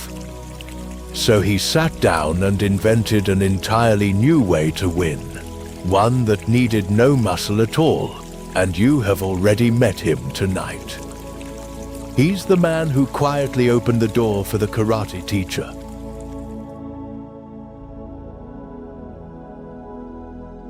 The history of the gentlest martial art on earth begins, appropriately, with a small, angry boy who was simply tired of getting thrown on the floor.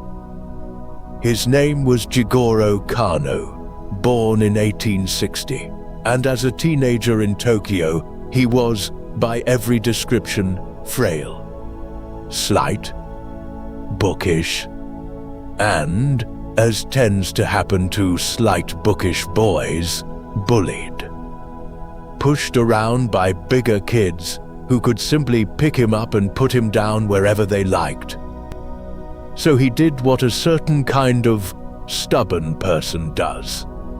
He went looking for a way to fight back, and he took up Jiu-Jitsu, the old grappling arts of Japan. And here's the part I find so wonderfully human. It didn't work. Not at first, not for years. Because at his training hall, there was a much larger man named Fukushima, and no matter what technique young Kano learned, no matter how hard he drilled it, he could not throw him. He'd try, and the bigger man's sheer size would just absorb it and turn it around. Imagine the frustration of that. Year after year, doing everything right, and still ending up on your back looking at the ceiling. Most people quit there. Kano did something better. He stopped asking, "How do I get stronger?" because he'd tried that, and strength was a race he was always going to lose. And he started asking a completely different question. The question was this: what if I don't try to overpower him at all? What if, instead of matching his strength with mine, a fight I lose every time, I take away the one thing that makes his strength usable in the first place? His balance. This is the insight the entire art of judo is built on. They call it kuzushi, breaking the opponent's balance before you throw. Because here's the physics of it. A man who is perfectly balanced is a mountain, and you cannot move a mountain. But a man who has been tipped just slightly off his center, even the biggest man alive, is, for one small moment, weightless. And in that moment, it takes almost nothing to send him over. You don't beat his strength. You wait, and you make his strength irrelevant. When Kano showed this principle to his own teacher, a master of the old school named Kubo, the teacher watched the small young man use it, and, the story goes, said quietly, "This is right. I have nothing more to teach you." The student had outthought the master. Now, I want to be careful and honest about one thing here, because it's a lovely image that often gets pinned on the wrong man. You may have heard the parable of the willow branch in the snow, how the stiff branches of the pine crack under the weight, but the willow simply bends, lets the snow slide off, and springs back unbroken. That image is real, and it is the very soul of this art. The ju in judo literally means gentle or yielding. But that willow story belongs to the older jujutsu tradition Kano inherited generations before him. I won't hand you the tidy legend of Kano dreaming it up at a window. His own breakthrough was the sweaty, documented, years-long fight with Fukushima. Which is better, honestly, because it means the willow's wisdom wasn't a flash of poetry. It was earned on the mat. In 1882, 21 years old, Kano took everything he'd worked out and opened his own school. He called it the Kodokan, and it started on borrowed mats in a corner of a Tokyo temple. From that borrowed corner grew judo, an art now practiced by millions on every continent, an Olympic sport, one of Japan's great gifts to the world. And he built it on two phrases I want to give you, because they're two of the wisest instructions for a modern life I know. The first, Seiryoku Zenyos, maximum efficiency, minimum effort. Get the most result from the least wasted force. Tell me that isn't the exact medicine for a burned-out world that thinks the answer to everything is to grind harder. And the second, Jita Kyoi, mutual welfare and benefit. The idea that we rise together, that your flourishing and mine are not enemies. And that second phrase, I promised you we'd come back to this. Remember the poor Okinawan school teacher, Funakoshi, walking nervously into the citadel of Japanese martial arts? Remember me asking, Who opens his own front door for an unknown rival like that? This man did. Jigoro Kano, at the absolute height of his authority, personally invited a penniless outsider teaching a rival art to demonstrate in his own dojo. And now you know why. Because mutual welfare and benefit wasn't a slogan he put on the wall. It was a thing he actually did. He held the door for karate because helping another art flourish was, to him, simply what a strong person does. The generosity was the strength. Kano's vision outgrew Japan, and eventually, it outgrew even judo. He became the first Asian member of the International Olympic Committee, a man carrying his small country onto the world's biggest stage. And in May of 1938, at 77 years old, he traveled all the way to Cairo, to the Olympic meetings, and he won. He secured for Tokyo the right to host the 1940 Olympic Games, the games where his own creation, judo, was finally going to be shown to the entire world. He never saw it.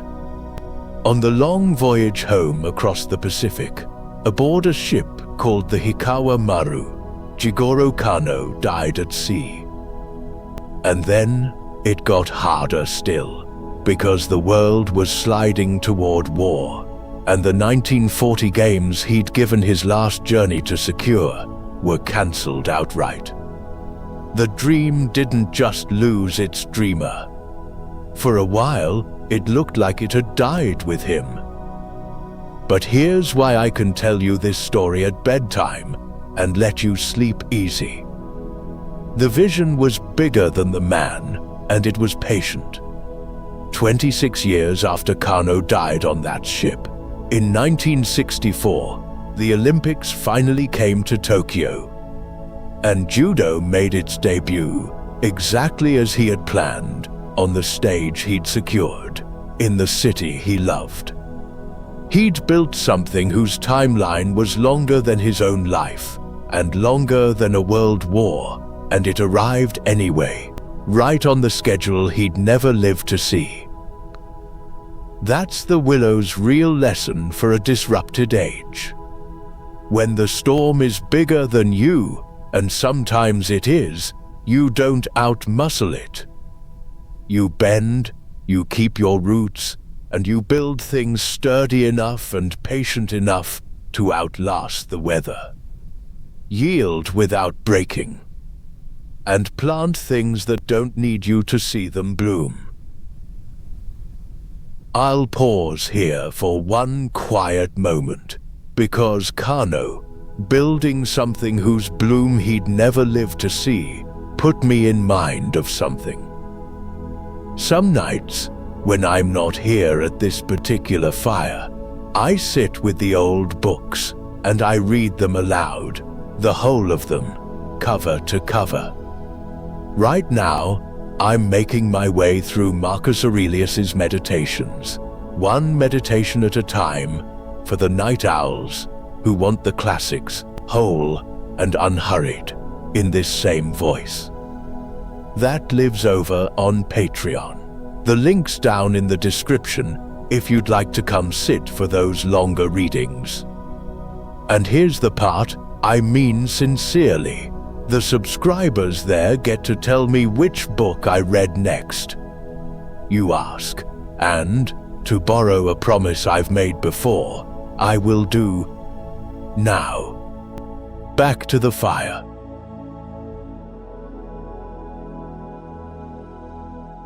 Every person we've met tonight lived a long time ago, or on the other side of the world, or both. This next man coached Michael Jordan. And to get to that locker room, he first had to climb all the way up out of a heroin addiction. I told you the immovable mind wasn't a museum piece. Here's the proof, wearing sneakers. George Mumford was, once, exactly the kind of young man the world expects big things from. A college basketball player at the University of Massachusetts, good enough to share a dorm room with a teammate named Julius Erving, the man who would become Dr. J, one of the most electrifying players in the history of the sport. Two young men with the whole sky in front of them. And then, Mumford's body did what bodies do to a lot of athletes. It broke. Injuries, the kind that don't fully heal, the kind that quietly close the door on the only future you'd ever pictured for yourself. The dream ended. And into the space where the dream had been, the doctors put painkillers. You may already know how this story goes, because it's the story of so many. The painkillers did their job a little too well. They kept making a promise that the ruined knees and the vanished career no longer could, that for a few hours, at least, everything could feel all right. And that promise led, step by quiet step, to heroin. I'm not going to walk you through those years in detail, because they don't need detail. You know the shape of them. The slow narrowing of a life. The fog rolling in. The distance opening up between the person you were supposed to be and the person you've become, until you can barely see the far shore anymore. Mumford was, by every measure, inside the hurricane, that howling, disorienting storm where you can't find the ground and you can't find yourself. The astonishing thing, the thing that makes this a Grandpa Huxley story, is how he found his way out. He didn't outfight the storm. He got still. Mumford got clean, and the thing that carried him wasn't only willpower. It was meditation. He learned to sit down with his own churning mind, the exact mind that was trying to destroy him, and simply watch it, without running, without numbing, without needing it to be different. And it worked well enough, deeply enough, that he went and got trained in it formally, under a teacher named John Kabat-Zinn. That name matters, and here's why it ties back into our night. Kabat-Zinn is the man who took the ancient Buddhist practice of insight meditation and translated it into something a secular, skeptical, Western world could actually use. He called it mindfulness-based stress reduction. And where do you suppose Kabat-Zinn learned it?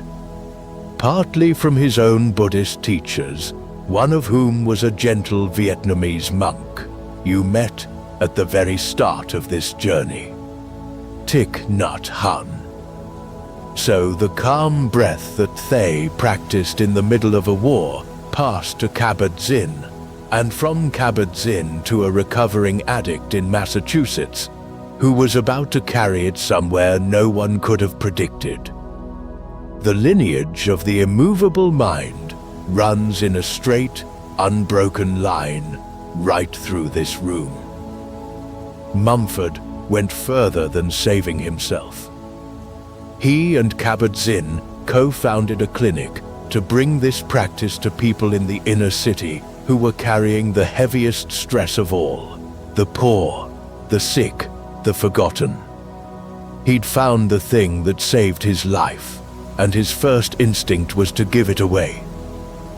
And then, in 1993, the most famous athlete on the planet walked away from the game, and a phone rang. Michael Jordan had just quit basketball. And the Chicago Bulls, a team built entirely around him, was suddenly a dynasty without its center of gravity, staring at a crisis. Their coach was a man named Phil Jackson, and Jackson was unusual. He believed that what his brilliant, pressured, exhausted players needed wasn't another drill or another motivational speech. It was a way to quiet their minds. So he went looking, and he asked John Kabat-Zinn, "Is there someone who could teach mindfulness to elite athletes? Someone who could actually walk into that world and be taken seriously?" And Kabat-Zinn sent him George Mumford. Stop and feel the improbability of that. A man who, not many years before, had been lost inside a heroin addiction was now walking into the locker room of one of the greatest teams ever assembled to teach the best athletes in the world how to be still. The hurricane survivor, hired to teach the eye of the storm. He would go on to work not only with those Bulls, but with Kobe Bryant and the Lakers, the two brightest basketball minds of their entire era, both of them sitting at the feet of a man whose real credential wasn't a championship ring. It was that he had personally been to the bottom and had found the one thing down there that could bring a person back. So what exactly did he teach them? He taught them the eye of the hurricane. That's Mumford's own image, and I think it's the single best translation of Fudoshin in this entire night. Better than anything the old masters gave us, because you can feel it instantly. A hurricane is chaos, 200-mile-an-hour winds, everything torn loose and flying. But at the very center of it, there is a small circle of perfect calm. Blue sky. Stillness. The eye. The storm doesn't stop. The storm is still absolutely raging, but there's a place inside it where you can stand and breathe. That's what he gave to Jordan and to Kobe. Not a way to make the pressure disappear. The pressure of a championship game does not disappear, ever. A way to find the still point inside the pressure. To stand in the eye while the game howls around you. Kobe Bryant said it plainly, on the record. George helped me understand the art of mindfulness. I learned just to be. Coming from one of the most ferociously driven competitors who ever lived, that is a staggering sentence. I learned just to be. And this is the gift Mumford leaves at your feet too, whatever storm you're standing in. Because your pressure isn't going away either. The deadlines, the notifications, the fear about what's coming for your work, the sheer velocity of it all, none of that is going to politely stop so you can find your center. It never does. The immovable mind was never about the storm dying down.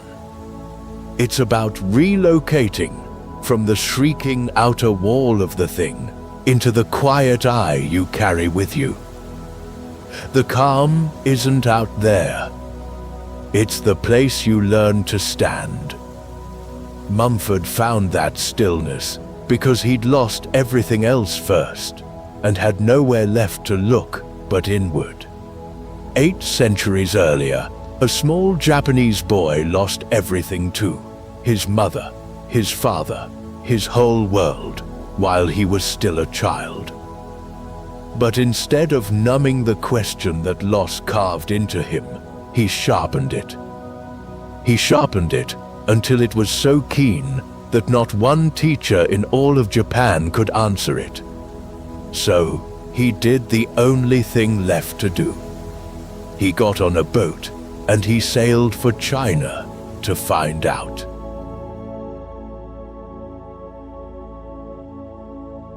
Let the fire settle a little for this one. Sink back into your pillow, because this is the quietest story of the night, a story about a boy who lost everything early and spent his whole life learning that the way to hold on to yourself is to let yourself go. 800 years ago, in Kyoto, a small boy named Dogen lost his mother. He was 7, perhaps 8. He'd already lost his father before that. So, while he was still a child, still small enough to be carried, the whole warm world of a family simply dissolved around him and left him standing alone in the enormous fact of impermanence. That everything you love can be taken. That nothing here stays. A loss like that breaks most children, one way or another. It didn't break Dogen. It did something stranger. It turned, inside him, into a question, a single, burning question that he could not put down. Here was the question. The Buddhist teaching he was raised in said that all beings are, from the very beginning, already enlightened, already whole, already home. But if that were true, if we're all born already there, then why? Why did every great Buddha in history have to strive and struggle and search so desperately for enlightenment? Why work so hard to reach a place you're told you already are? It sounds abstract. It isn't. It's the deepest version of a question you have probably asked in the dark. If I'm supposed to be enough already, why does all of this feel like such a struggle? Dogen took that question to every teacher, every temple, every wise old master in Japan. And not one of them could answer it. So he did something drastic. At 23 years old, Dogen got on a boat and sailed for China.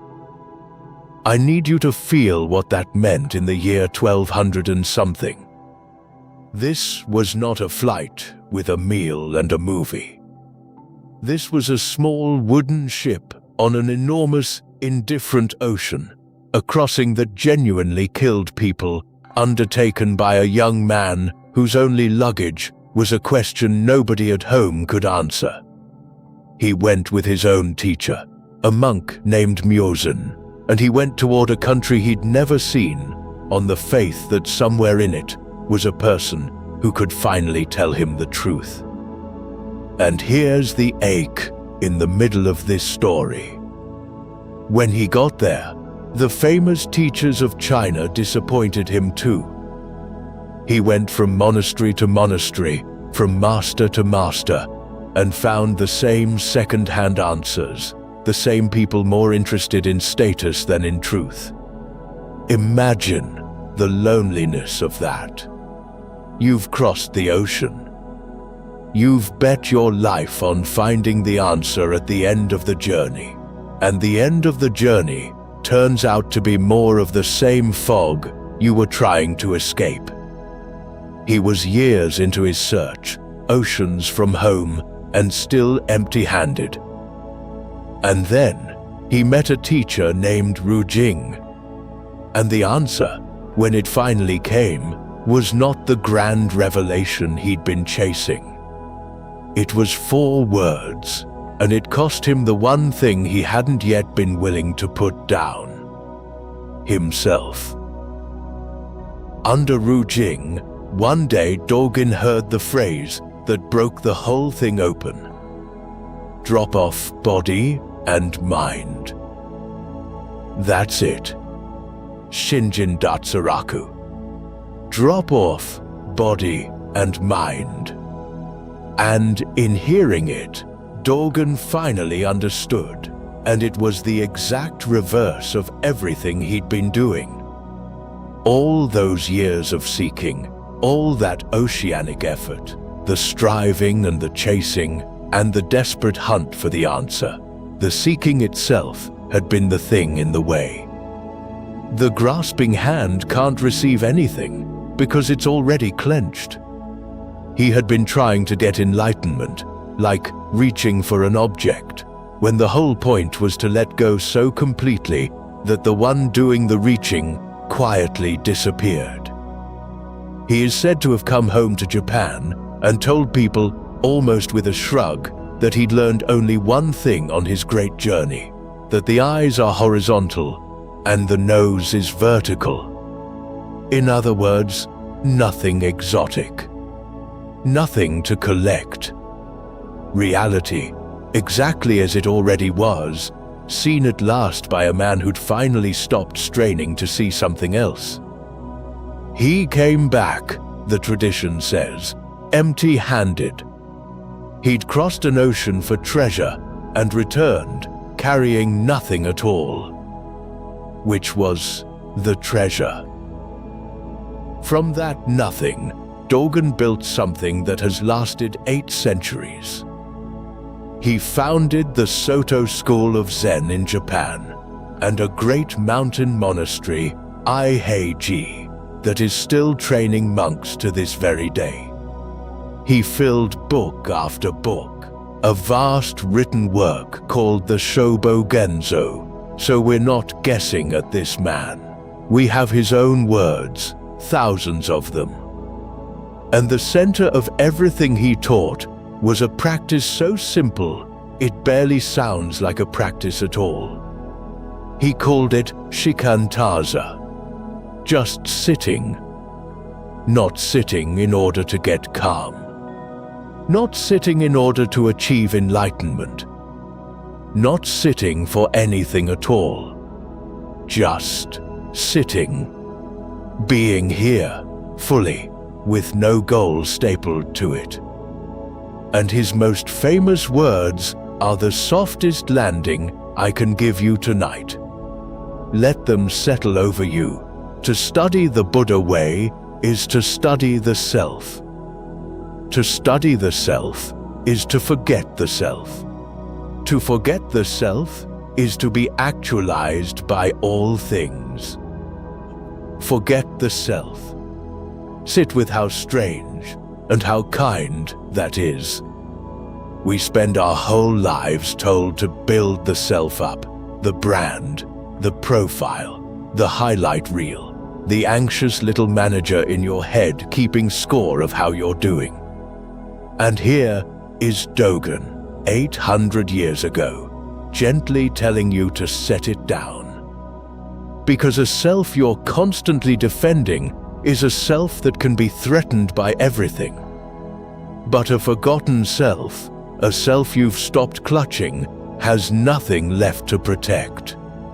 And a person with nothing to protect is a person nothing can knock over. That is the immovable mind, arrived at not by getting stronger, but by getting lighter. Here's what it means for your Tuesday, and then I'll let you drift. Everything out there wants to measure you by your output, what you produced, how fast, how it compared. And a quiet voice may be asking what the point of any of it is, if a machine can do it quicker. Dogen answers across 8 centuries. The sitting was never for the payoff. Your presence is not a productivity number. The act of being fully here, doing the thing for its own sake, that was always the whole of it. There's nowhere to get to. You're already home. You always were. Dogen's quiet way of just sitting crossed one ocean to reach Japan. 7 centuries later, it crossed another, to California.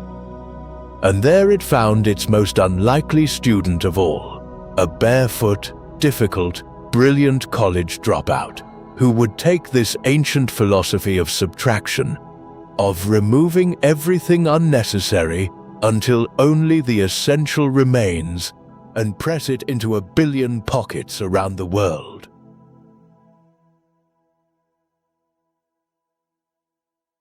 Now, I've told you a lot of stories tonight about calm, gentle people. This one is different, and I want to tell it honestly, because the honesty is the whole point. This is the story of a man who used one of these ancient practices to change the world and was never, himself, made peaceful by it. His name was Steve Jobs. In 1974, a hungry, restless college dropout named Steve Jobs went to India, looking, the way a lot of young people did back then, for something to fill the hole in him. And he came back disillusioned. India hadn't handed him enlightenment. But somewhere in that searching, he'd caught the scent of Zen, and back home in California, he found a teacher who would matter to him for the rest of his life, a Soto Zen priest named Kobun Chino Otogawa. For roughly 20 years, Jobs stayed close to this man. And early on, at a crossroads, Jobs seriously considered giving it all up, shaving his head, moving to a monastery in Japan, renouncing the world entirely. It was Kobun who talked him out of it. The monk told him, in essence, that he didn't have to choose, that he could keep his spiritual life and live and work in the world. I want to be careful here, because there's a tidy legend that says the monk told him to go start Apple, as if Zen invented the iPhone. That's too neat, and it isn't quite true.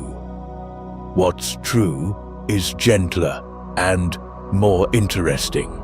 A young man who wanted to renounce everything was counseled by his teacher to stay in the world instead. And so, all that monastic hunger, all that seeking, got poured, not into a monastery, but into a company. He kept the practice. And, tellingly, he kept the monk for 2 decades, eventually even giving Kobun a house on his own property. He also picked up, somewhere in those years, a slim book that sat on his shelf for the rest of his life, a book by another Zen teacher entirely, one he never actually studied under. Hold that book in the back of your mind. We'll open it in a few minutes. He chose the world, and he brought Zen into it in a way nobody expected. Here is where the practice actually shows up, not on a cushion, but in your hand. Jobs said, in his own words, that Zen taught him to filter out anything distracting or unnecessary. And once you know that, you can never unsee it in the things he made. Because the whole world of technology, then and now, works by addition. More buttons, more features, more menus, more noise. 1,000 blinking things competing for your eye. And Jobs' entire design philosophy was the opposite instinct. Subtraction. Take things away. Any song in 3 clicks. A phone with essentially 1 button. A device so clean it almost disappears, so that nothing stands between you and the thing you actually came for. Simplicity, went the line on Apple's very first brochure, is the ultimate sophistication. That is a genuinely Zen idea, carried into aluminum and glass. The discipline of removing until only the essential remains, that's the same subtraction Dogen was teaching on his cushion, just pointed at a product. I'll be straight with you about one thing, because we don't gild these stories. Jobs was not, by the honest accounts, some devout meditator, logging hours of silent, sitting every dawn. Friends from those years say he read the books more than he sat, that he couldn't sit still all that long. So I won't sell you the monk in a turtleneck fantasy. What's true is real enough. He studied Zen seriously with a real teacher for 20 years, and it genuinely shaped how he saw and how he built. But now we come to the part most tellings quietly skip. Because here's the thing that makes this the most honest story of the night. All that Zen discipline made his products serene. It did not make him serene, and it did not make him kind. This is documented, not gossip. The people around Jobs describe what came to be called his reality distortion field, the sheer force of will he used to bend people and facts to what he wanted. There was real cruelty in him, public and private. And for years, painful years, he denied that he was the father of his own daughter, Lisa, even in the face of the truth. All of that lived in the same man, at the same time, as the beautiful minimalist temples he was building out of technology. So let me say the thing plainly, because it's the load-bearing truth of this whole entry. Zen sharpened Steve Jobs' will and his taste. It did not make him a gentle or a serene person. And I'd be lying to you if I pretended otherwise. And here's why I'm not telling you this to knock him down. I'm telling you because it's the single most useful lesson in the video. The immovable mind is not sainthood. It's a skill. It's a blade.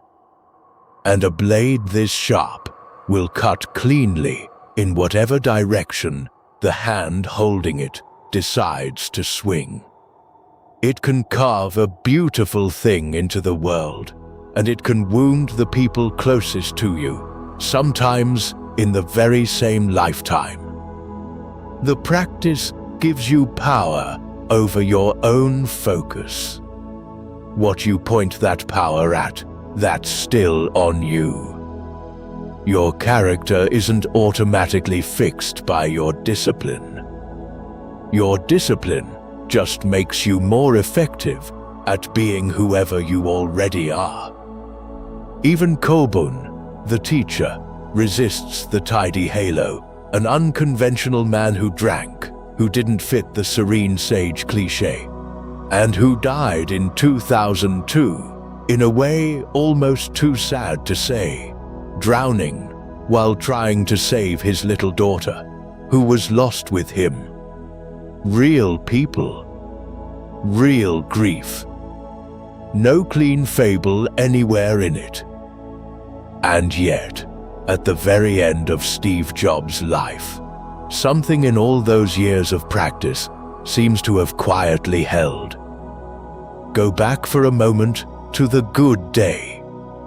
March 1991. Steve Jobs marries Laureen Powell at Yosemite, in the shadow of Half Dome. And the man officiating the wedding is Kobun, striking a gong, lighting incense, chanting, while snow comes down over the valley. The wedding cake, I'm delighted to report, was shaped like Half Dome, and was, of course, vegan. Some men simplify everything in their lives except the cake. Then the hard years. In 2003, Jobs was diagnosed with a rare form of pancreatic cancer. And he made a choice I'll give you in one honest sentence, without a lecture, For about 9 months, he delayed the conventional surgery in favor of alternative approaches, a decision his own biographer says he came to regret. He died on the 5th of October, 2011. And it's the very last moment that I keep coming back to. His sister, the writer Mona Simpson, was there, and she described his final minutes in a eulogy the whole world later read. She said that at the very end, Steve looked at his children and then at his wife, and then, her words, he looked past them. And the last words of this famously difficult, famously controlling man were not a command and not a complaint. They were 3 notes of pure astonishment. Oh wow. Oh wow. Oh wow. I don't know what he saw. Nobody does. But his sister wrote a line about him that I think is the truest thing anyone said. Death didn't happen to Steve. He achieved it. Even that, he met head-on, eyes open, with wonder instead of terror. Whatever else the practice failed to fix in him, and it failed to fix plenty, it seems, at the very end, to have taught him how to face the one door none of us gets to subtract. Let me set one small thing beside you before we go on. These stories you're drifting through tonight, they also exist as a video, the one this voice may be riding beneath. There's a whole team who paints these lives out frame by frame. The snow on Half Dome, the boat crossing to China, the lone rider on the road to Sunpu, and it's quietly beautiful work. If tonight you only want the voice in the dark, that's exactly right. Stay right there. But some bright afternoon, with the lights on, treat yourself to the version they made for your eyes. It's waiting whenever you are. Now, that thin book on Job's shelf, all those years, Zen mind, beginner's mind. He never met the man behind it. And that man is next, a small, soft-spoken priest who stepped off a boat in San Francisco and, without ever raising his voice, became the still center of the loudest decade America ever had.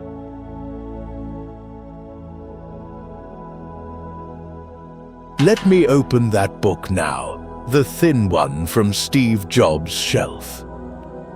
And let me introduce you to the small, gentle man who never met Jobs, never sought a single follower, and somehow became one of the quietest, most important teachers of the 20th century. His name was Shunryu Suzuki. And right away I have to clear up a confusion, because there were 2 famous Zen Suzukis, and people mix them up constantly. There was D.T. Suzuki, a brilliant scholar who wrote about Zen for the West. This is not him. Tonight's man is Shunryu Suzuki, a working priest who didn't write clever books about Zen so much as simply sit down and be it. Keep that straight and let's step onto the dock with him. The year is 1959. A slight, soft-spoken Japanese priest in his mid-50s arrives in San Francisco. And his ambitions, on arrival, are modest, almost to the point of vanishing. He's come to serve a small congregation of Japanese-American families, to tend an existing temple, quietly, the way he'd tended one back home. That's the whole plan. Serve the community. Sit. Grow old. He had no idea what was coming, because he had just stepped off a boat directly into the path of the 1960s. And I want you to hold the contrast, because it's the beating heart of this story. Picture the loudest, most chaotic decade in modern American memory. The upheaval, the protests, the drugs, the music, an entire generation of young people setting fire to the rules and searching, frantically, for something real to hold on to. Now, picture, at the still center of all that noise, a tiny man who barely raises his voice, sitting cross-legged on a cushion at 5 o'clock in the morning. The noise was about to come, looking for the quiet, and it was going to find him. They started showing up. Restless young Americans, seekers, dropouts, the curious and the lost, hungry for exactly the thing that all the acid and all the volume of the era couldn't actually deliver. Stillness. Ground. Something under their feet. And what did Suzuki do to attract them? Almost nothing. That's the astonishing part. He didn't preach. He didn't perform. He didn't build a movement or chase a crowd. He said very little. He sat a great deal, and he simply left the door open.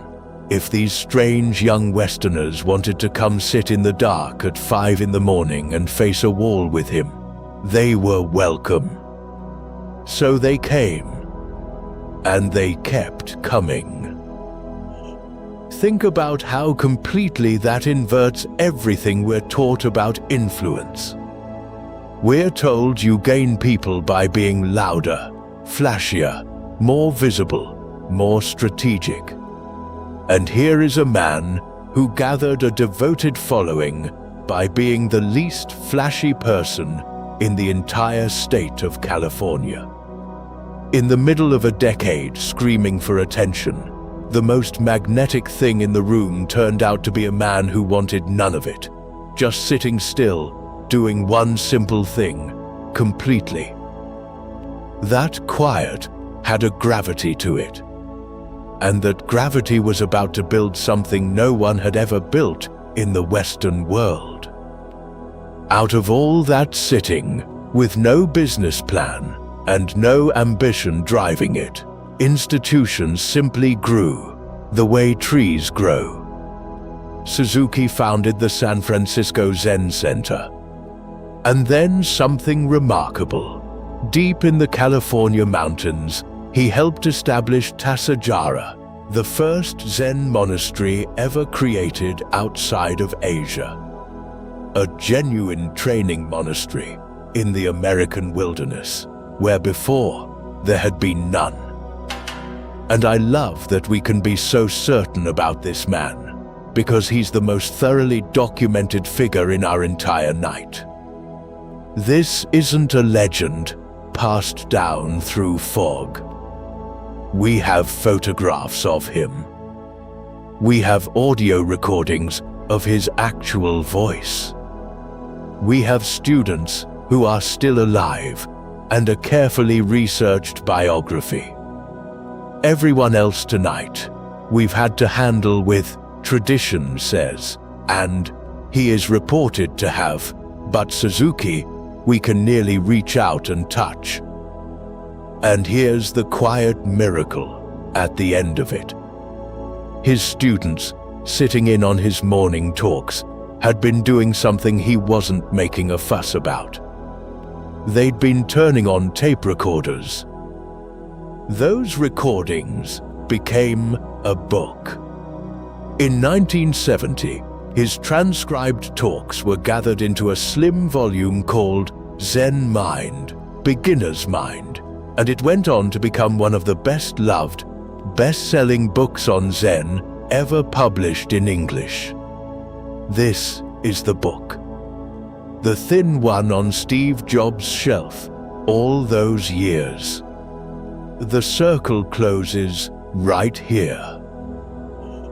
And its central idea is a gift I want to place directly in your hands, because it may be the single most useful sentence in this whole video for the world you're actually living in.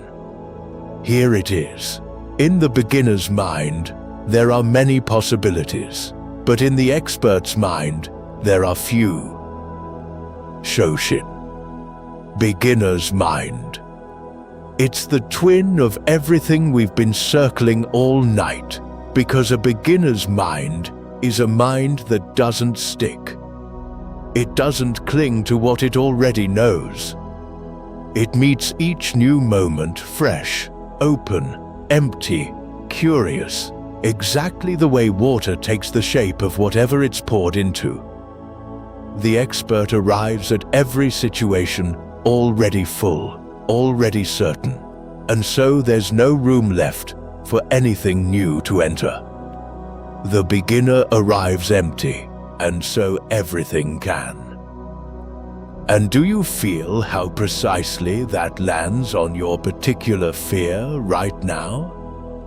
Because you're living through a moment where expertise itself is trembling, where the skills people spent decades mastering are being remade or automated or made obsolete faster than anyone can keep up.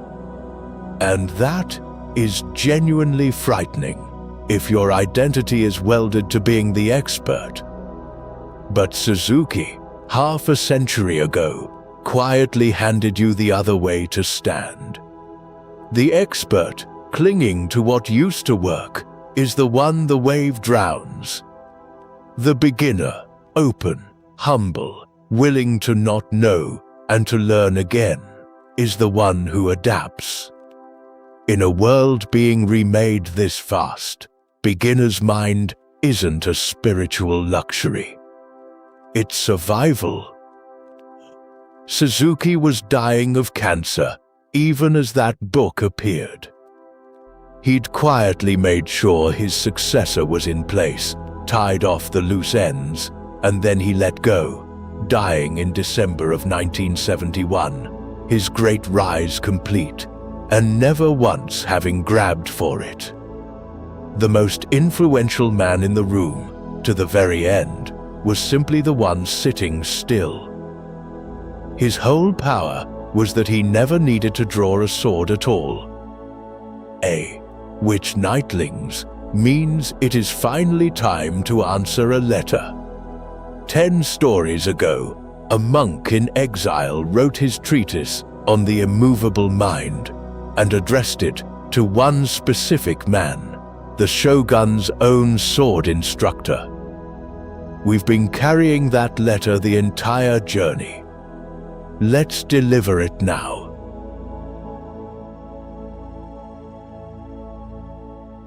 The letter was addressed to a swordsman. Not just any swordsman, the single most dangerous teacher in all of Japan. And tonight, at last, we get to watch it arrive. His name was Yugyu Munenori, and his job title, roughly translated, was the man who teaches the rulers of Japan how to kill.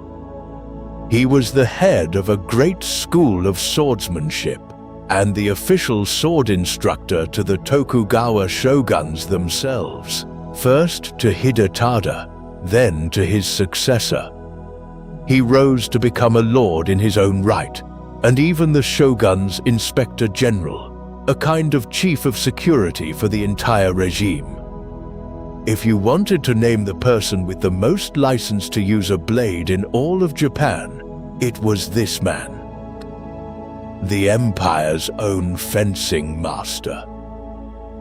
And here is the beautiful contradiction at the center of him, the reason he belongs in this video. This man, with all that power to kill, taught that the finest swordsman is the one who never has to draw his sword at all. That the whole art, done perfectly, ends in a blade that stays in its sheath.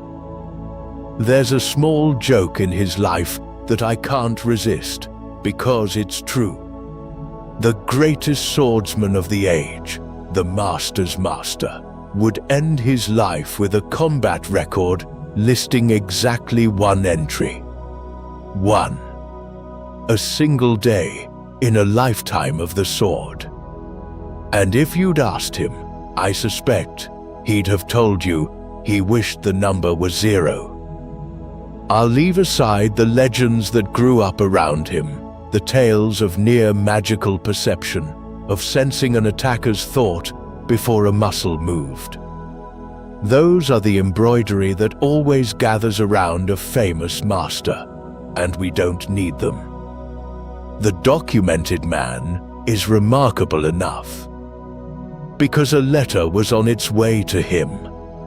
A letter from a banished monk we met earlier tonight, sitting in a cold cell in the north. Here it is. The circle we've been drawing all night, finally closing.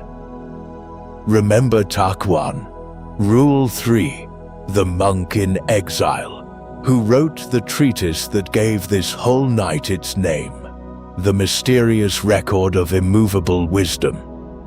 Remember I told you he didn't write it to another monk, he wrote it to a swordsman and asked you to hold the name? This is the man, Yagyu Munenori. Takuan addressed the secret of the immovable mind directly to the hands of the person holding the state's own sword. And think about how extraordinary that choice was. Takuan could have written his masterpiece to a fellow contemplative, a gentle soul in a quiet temple. Instead, he sent it to the one man whose daily work was violence and power at the highest level, as if to say, this teaching isn't for the cushion.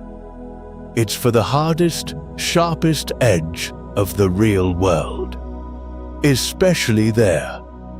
And in the letter, he told this swordsman the thing we've now heard from a dozen angles tonight, in his own careful words, that immovable wisdom does not mean being like wood or stone. Not frozen, not dead, but a mind that does not stop anywhere, and is therefore free to meet anything. Do you feel why that had to go to Munenori? Because a swordsman whose mind stops, snags on fear, on anger, on the last strike, on the thought of dying, is a dead swordsman.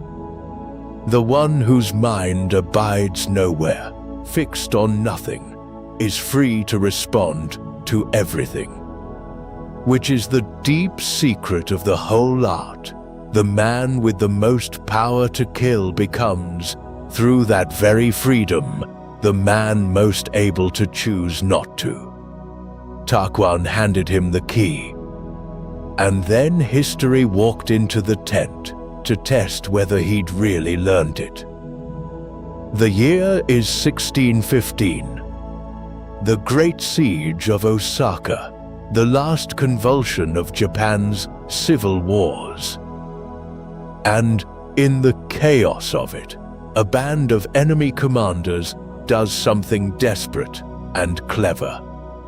They disguise themselves as ordinary civilians. They slip through the lines, and they break into the camp of Shogun Hidetada, himself, Munenori's own lord, the student he was sworn to protect. Suddenly there are armed men rushing the one person Munenori exists to keep alive. And the teacher of the sword that never draws. He steps in front of his lord. And in the span of a single afternoon, Yagyu Munenori cuts down 7 attackers. I'm not going to stage the violence for you. There's no need, and it isn't what matters. What matters is the silence afterward.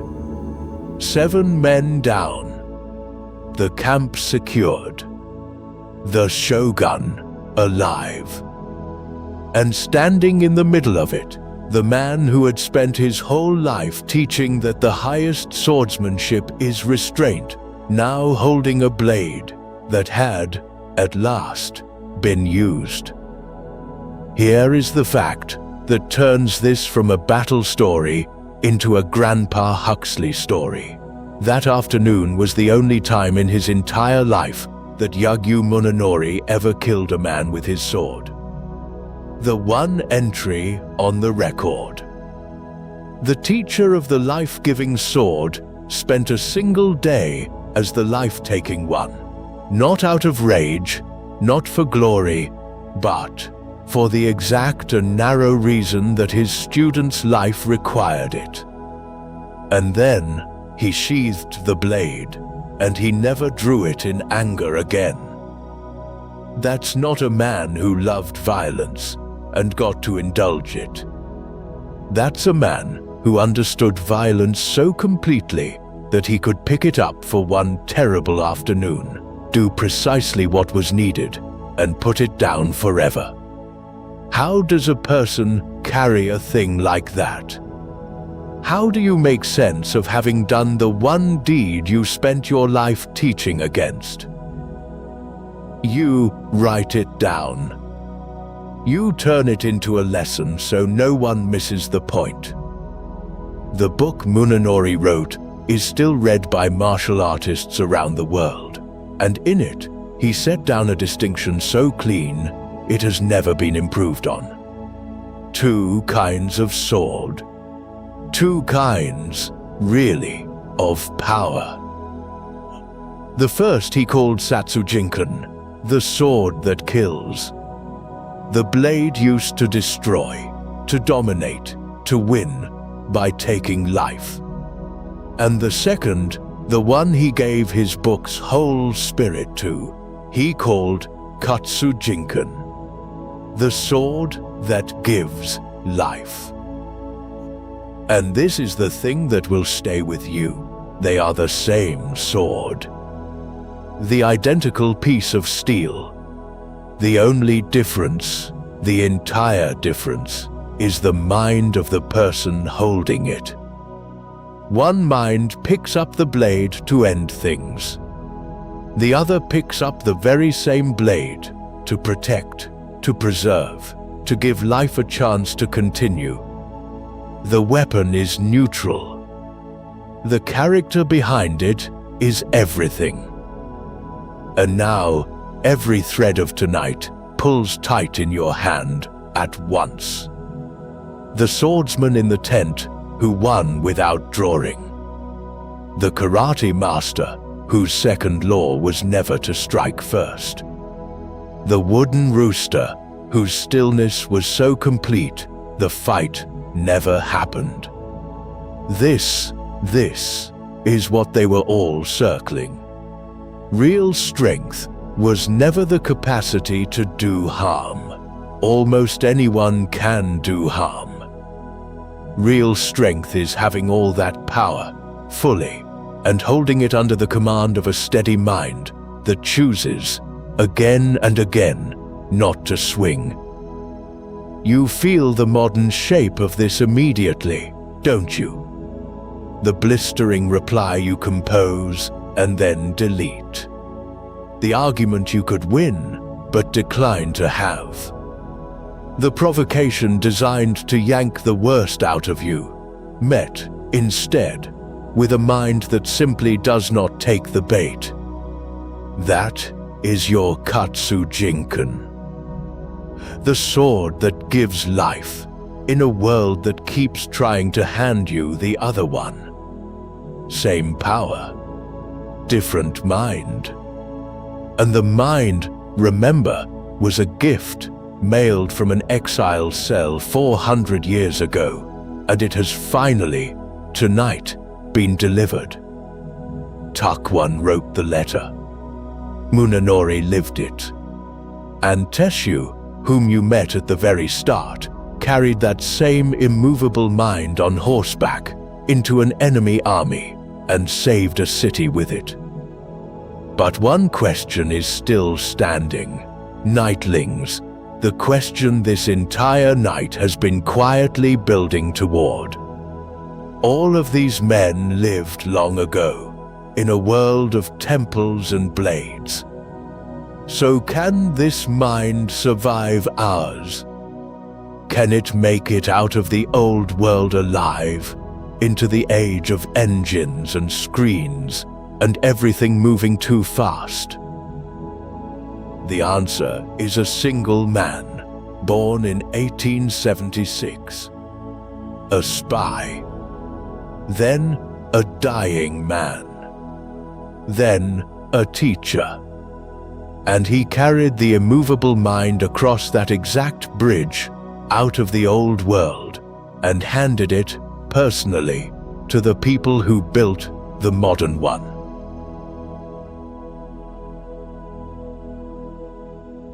And so, we come to the last man. The one who carries everything, the letter, the sword, the ride, all of it, across the bridge and into our world. If you've stayed with me the whole night, this is the story I saved for you. Settle in. He was born in 1876, in a Japan that was changing faster than any country had ever changed, sprinting in a single generation, from the age of the samurai into the age of the machine. And as a young man, he was, of all things, a spy. A military intelligence operative sent into dangerous territory in the years around the Russo-Japanese War.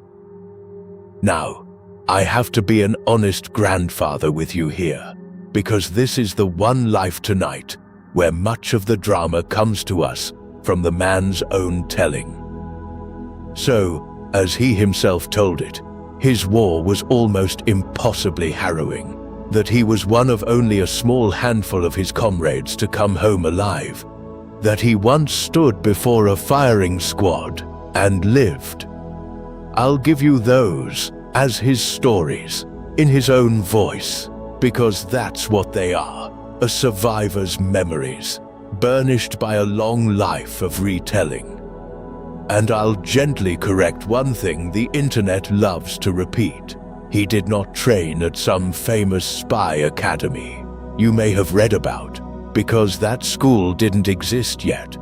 It wouldn't be founded until decades after his service. Set the myths aside. The bones of it are enough. A young man who walked through a war that took nearly everyone around him and came out the other side still breathing. He had survived the enemy that shoots back.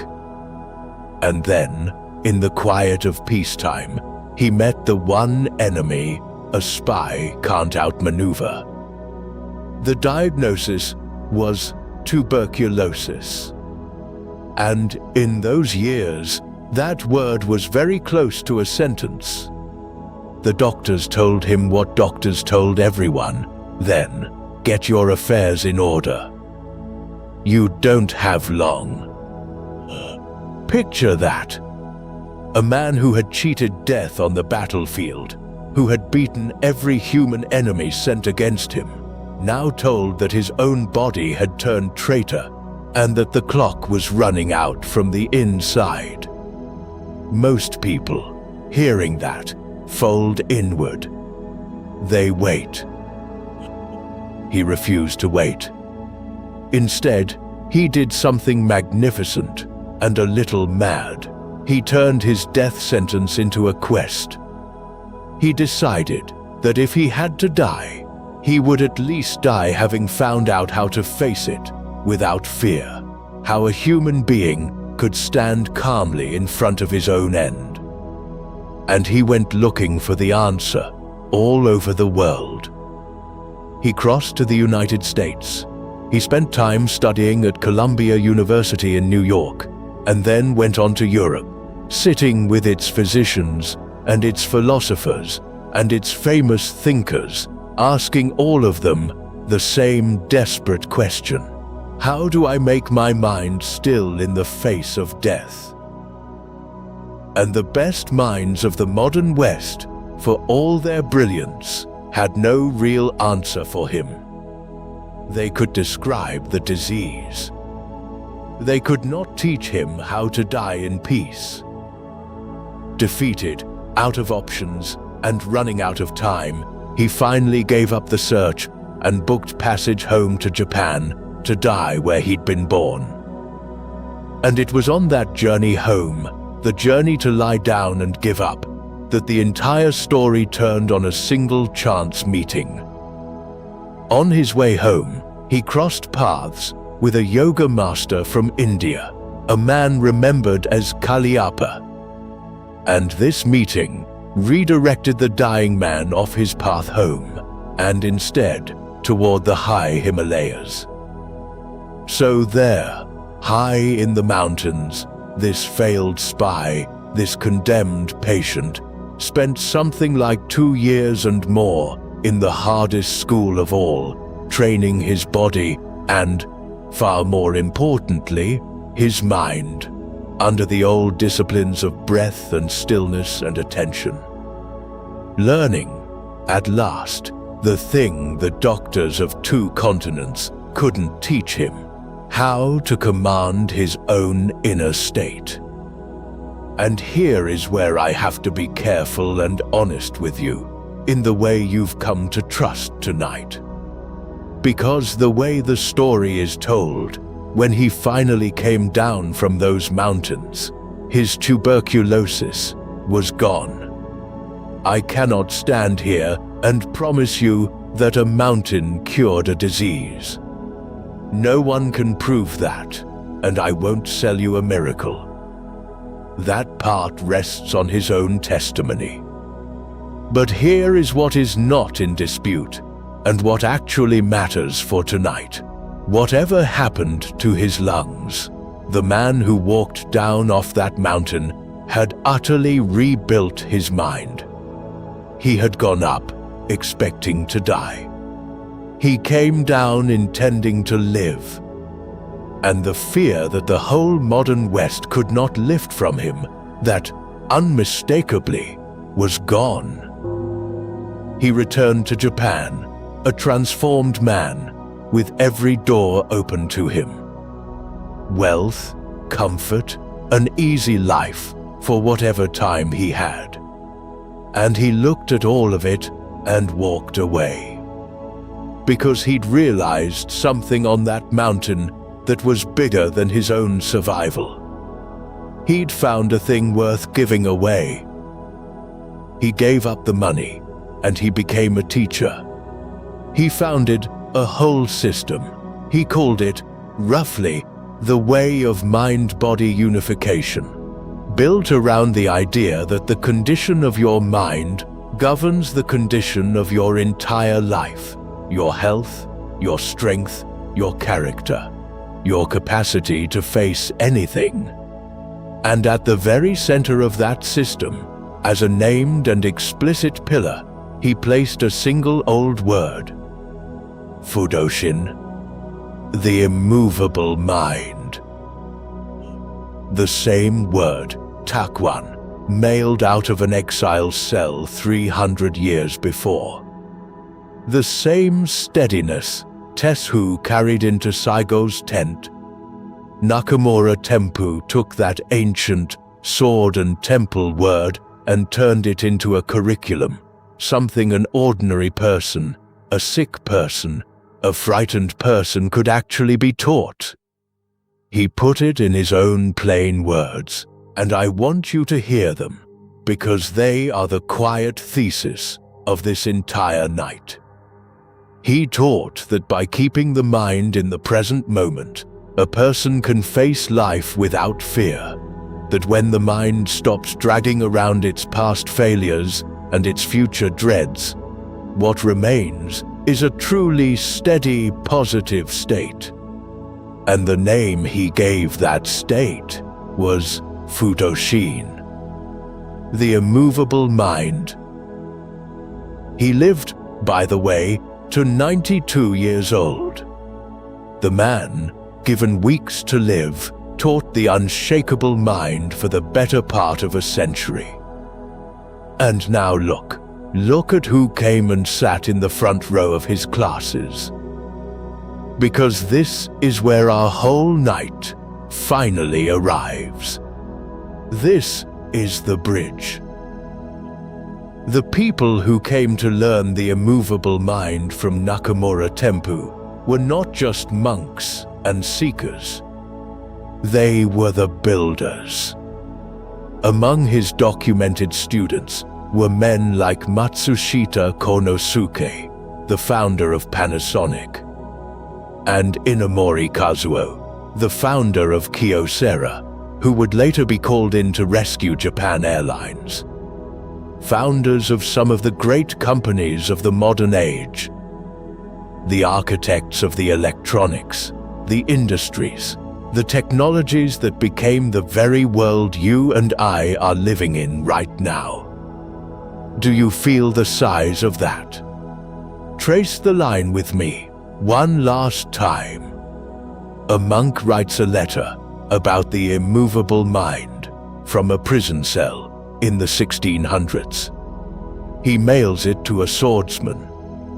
The swordsman turns it into a doctrine of restraint. A younger warrior carries that steadiness on horseback into an enemy army and saves a city without a battle. And then a dying spy picks up that same ancient word, drags it up a mountain, brings it back down alive, and hands it, personally, across a classroom, to the men who are about to build the modern technological world. The immovable mind runs in an unbroken thread, straight out of the age of the sword and into the age of the machine. Into the age, in fact, of the very devices now buzzing for your attention. And that is why I opened tonight the way I did, with one steady man, riding alone, into an army that could have killed him, and refusing to be afraid. Because we've now come the whole way around. We began with a man who simply was unshakable. And we end with a man who proved that unshakable can be taught. That's the gift I most want to leave in your hands as the fire burns down. All night, you may have quietly assumed that the calm ones, the monks, the masters, the swordsmen, were just built that way. Born serene. Wired for peace, the way you feel like you weren't. And the very last man tonight is the proof that it was never true. He was a soldier, a spy, a terrified, dying patient who searched 2 continents for a steadiness he did not have. And he built it, from scratch, with his hands shaking. Calm is not a temperament you're either born with or born without. Calm is a skill. And a skill, every one of these 14 lives has been telling you the same thing. A skill can be learned. Even by you. Especially by you. Even now.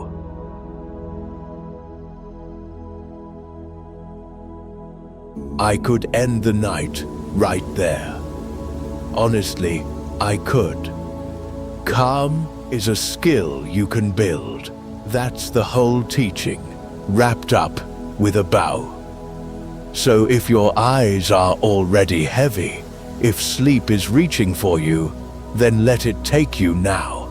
You have everything you need, and you can drift off right here. But the fire hasn't gone out yet. And for those of you still with me in the dark, the night owls, the ones who want just a little more, I saved a few more.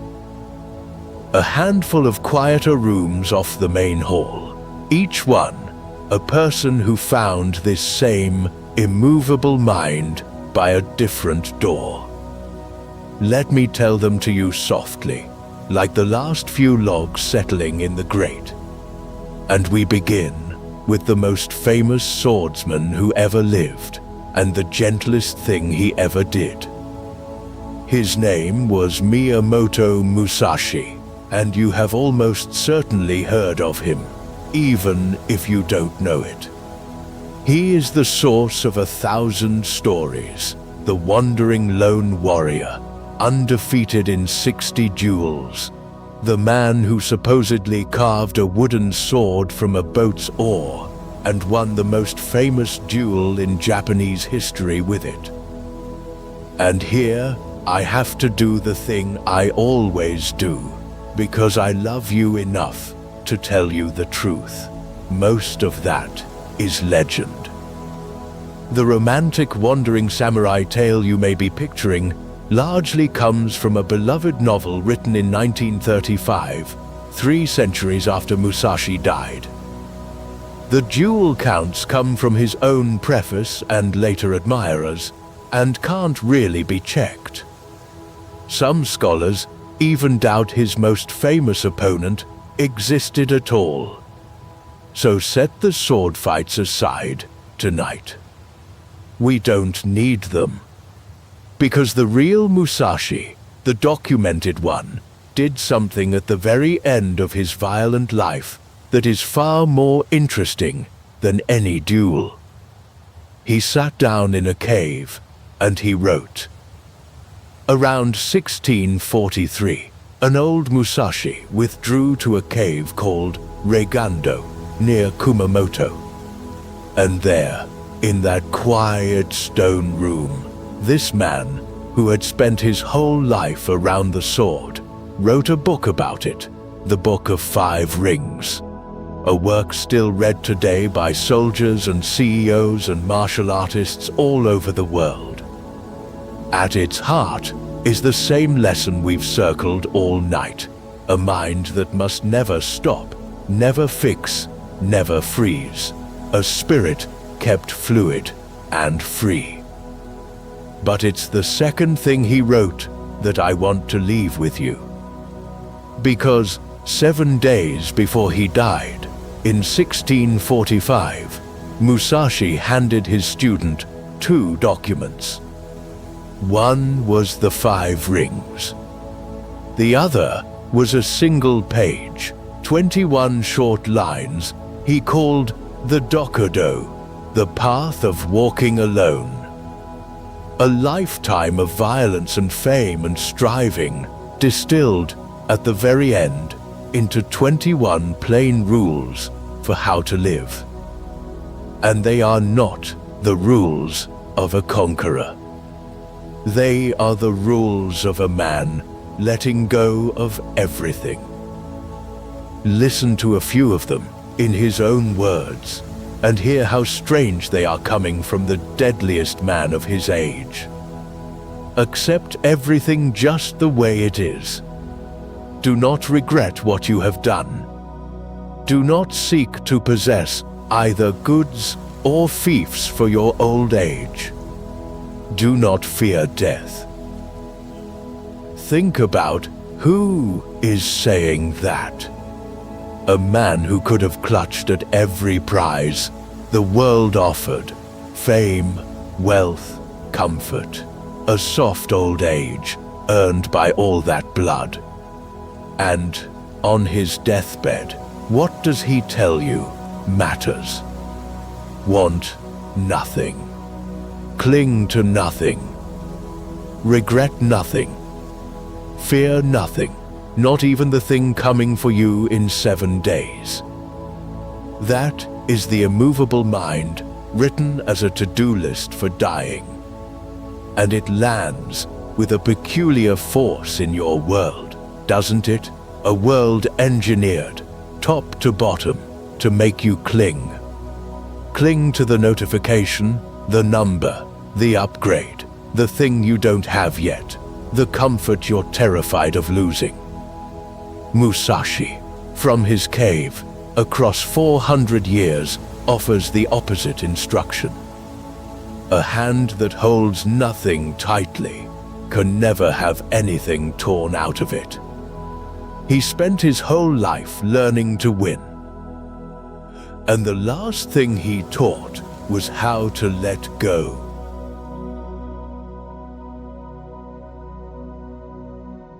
The next one is my favorite kind of story. The story of a man who nearly killed himself searching for something he already had. His name was Bankei, and he lived in Japan in the 1600s. And as a schoolboy, he heard a single phrase from the old Confucian classics, a phrase about bright virtue, and it lodged in him like a splinter. "What does it mean?" he asked his teachers. They couldn't say. He asked the scholars. They couldn't say either. And most children would have shrugged and moved on.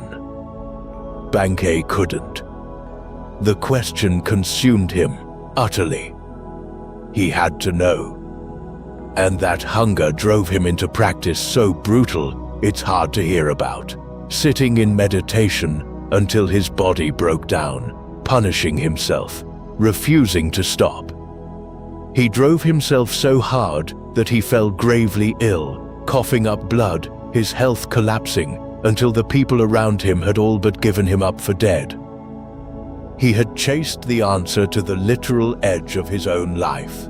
And it was there, at that edge, with nothing left, that the thing finally broke open. What Bankei realized, spent, sick, emptied of every effort, was almost funny in its simplicity.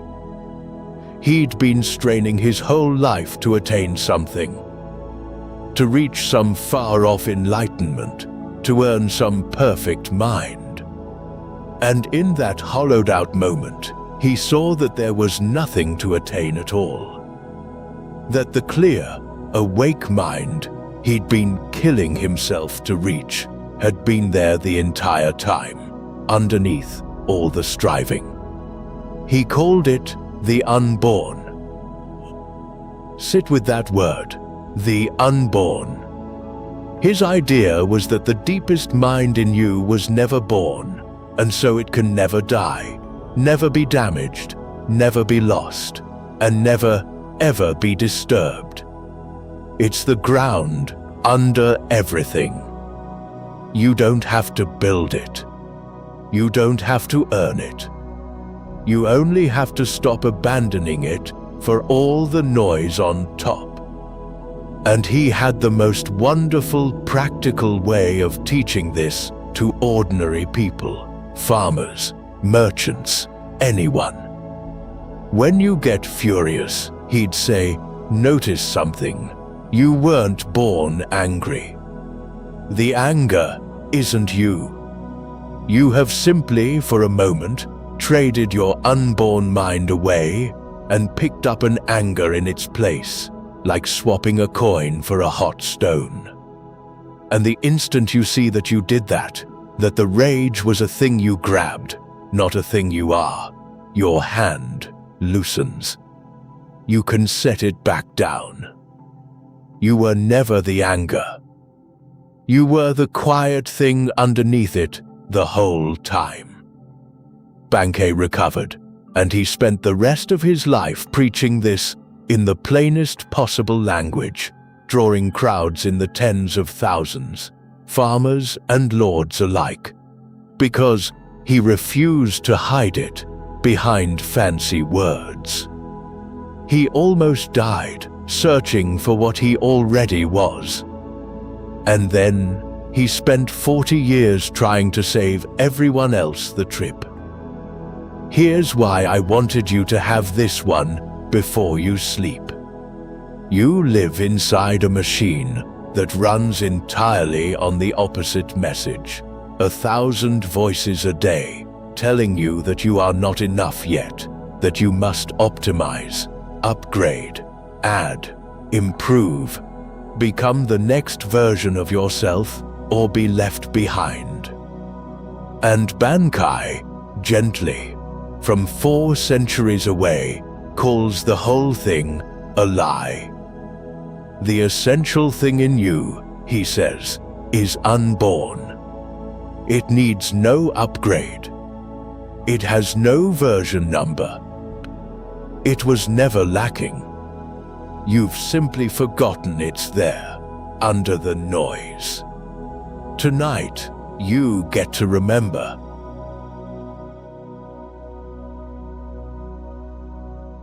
This next man gives you something you can actually do tonight, in your bed, in about the next 60 seconds.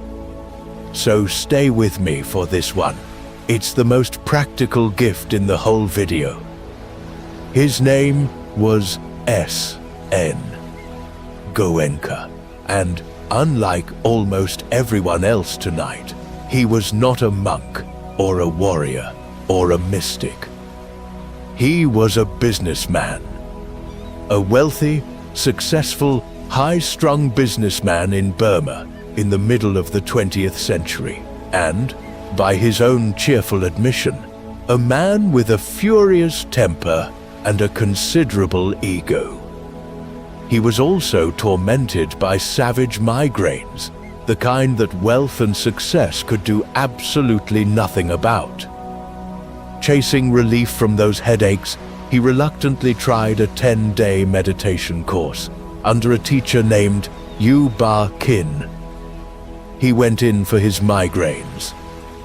He came out with a new life. What he learned there is so simple, it sounds like it can't possibly work.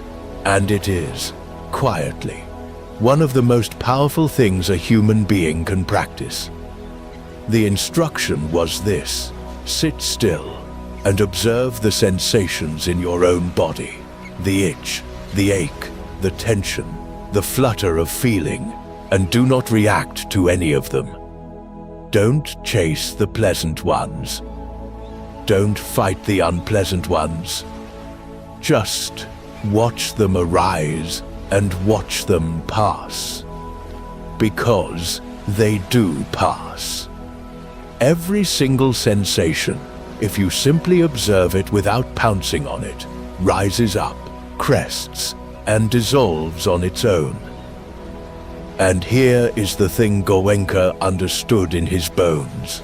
The mind works exactly the same way. A craving, a flash of anger, an urge, a wave of anxiety. It's just a sensation, a storm front moving through you. And your whole life, you've been taught to react to it instantly, to scratch every itch, to answer every anger, to obey every craving, the moment it appears. Goenka's discovery was that if you can just watch the wave instead of riding it, if you can sit still and let it crest and pass without acting on it, it loses its grip on you. The reactive mind, observed calmly, quietly lets go. It changed him so completely that he gave up his business, moved to India, and spent the rest of his life teaching this one portable skill to anyone who wanted it. Over 1 million people before he died. And here's the part I love most. Always, always for free. He never charged a rupee for it. Those near him at the end described him simply as a living embodiment of equanimity. The furious, migraine-ridden businessman had become one of the calmest men on earth. And you can borrow his practice right now as you lie there. The next time the feed hands you a jolt, the flash of outrage, the itch to check, the little spike of anxiety about tomorrow, try, just once, to do the Goenka thing. Don't obey it. Don't fight it either. Just watch it, the way you'd watch a wave roll up a beach. Notice it rise. Notice it peak. And notice, this is the magic, notice it pass, all on its own, without you doing a single thing. You are not the wave. You're the still shore it breaks on. Tonight, you can start practicing that in the dark.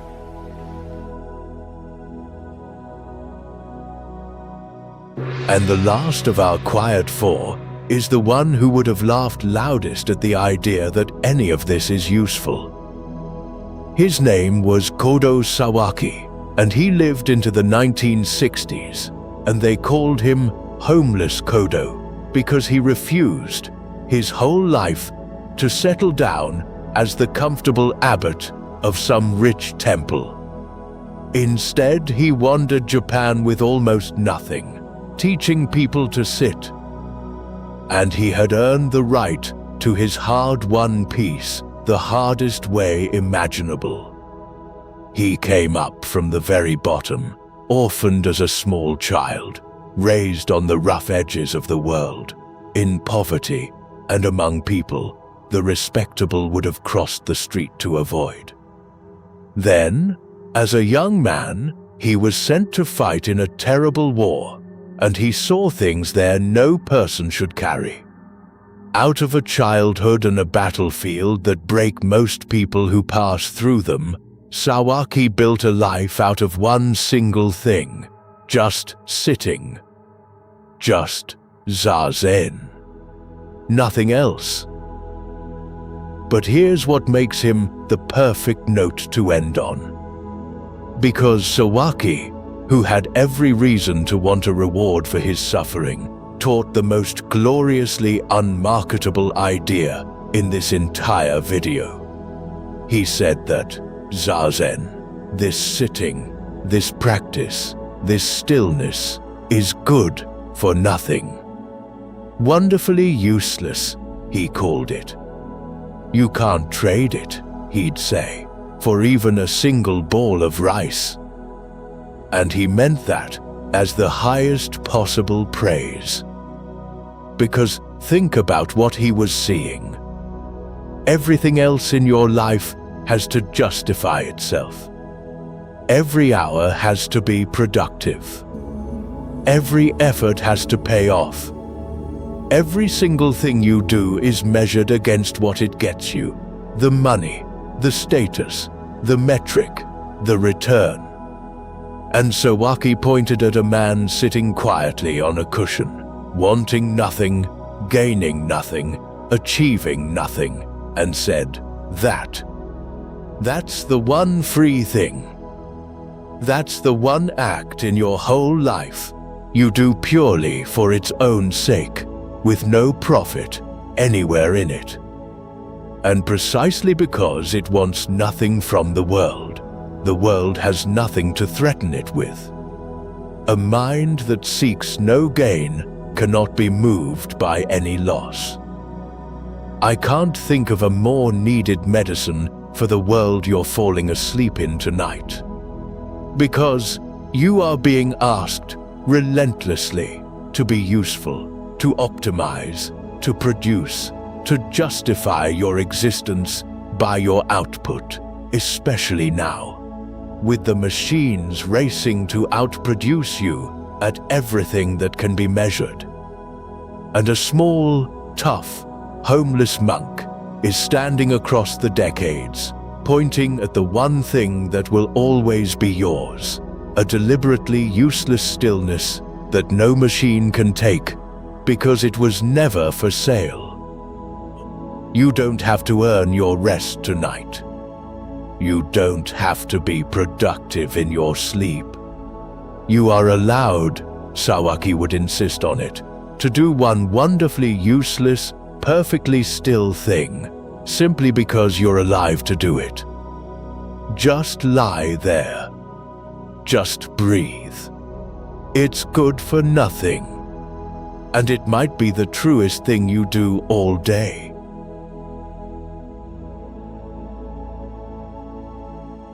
The fire's still going, and so, I see, are we? Good. Then, let me give you a warrior who spent his whole life learning that the only enemy worth beating is the one wearing your own face.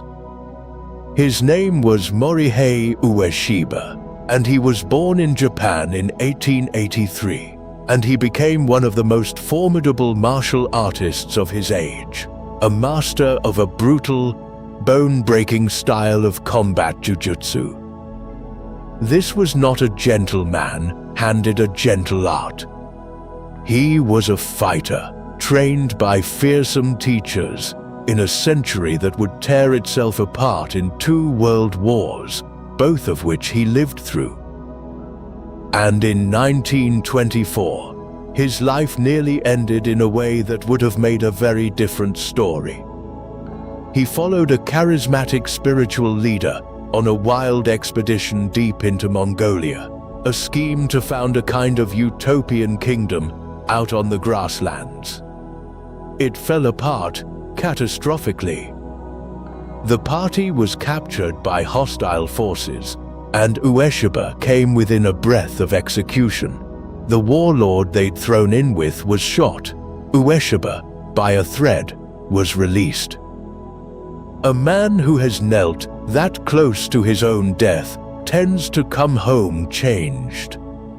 But Ueshiba changed in a direction almost nobody saw coming.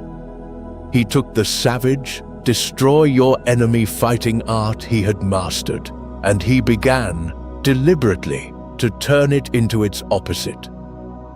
What he built, in the end, we now call Aikido. And its founding idea is one of the strangest and most beautiful in all of martial arts. The goal is not to defeat your attacker. The goal is to protect him. Read that again, because it's almost incomprehensible by the logic of our world. Ueshiba designed an entire fighting system around the principle that you win by not fighting. You stay calm and centered. You let the force of the attack flow around you like water around a stone, and you neutralize the violence without returning it, leaving both people whole. He called it, in the end, the art of peace. And he said the true purpose of a warrior's training was not destruction at all, but a kind of love, a strength that protects all beings, including the one throwing the punch. Now, Ueshiba was a mystic, and he described some extraordinary inner experiences, a vision of light that he said transformed how he understood everything. I'll give you those as his experiences, in his own voice, the way he told them. I won't dress them up as things I can prove. And I'll gently set aside the tall tales that grew up around him later, the devotees who swore he could dodge bullets and vanish. We don't need the magic. The documented philosophy is miracle enough. Because at the center of everything Ueshiba taught was a single phrase, and I want to hand it to you as the whole of this short chapter. Masakatsu, Agatsu. True victory is victory over oneself. Sit with what that does to the entire idea of winning. Ueshiba is saying that the opponent across from you was never the real fight. The real opponent, the only one that ever actually mattered, is your own ego, your own fear, your own hair-trigger urge to dominate, to answer aggression with aggression, to need to beat the other person. Master those, and you have already won the only victory worth having. Fail to master them, and it doesn't matter how many people you defeat, you've lost the one that counts.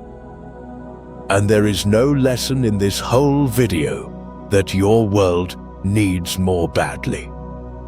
Because you live inside a machine that constantly, relentlessly offers you the small victory, the crushing reply, the argument won, the other person made to look foolish, the domination that feels so good for about 4 seconds.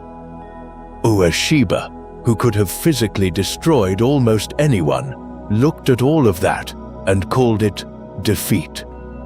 The strong person, he taught, is not the one who wins the fight. It's the one who was never captured by the need to have it. True victory is victory over yourself.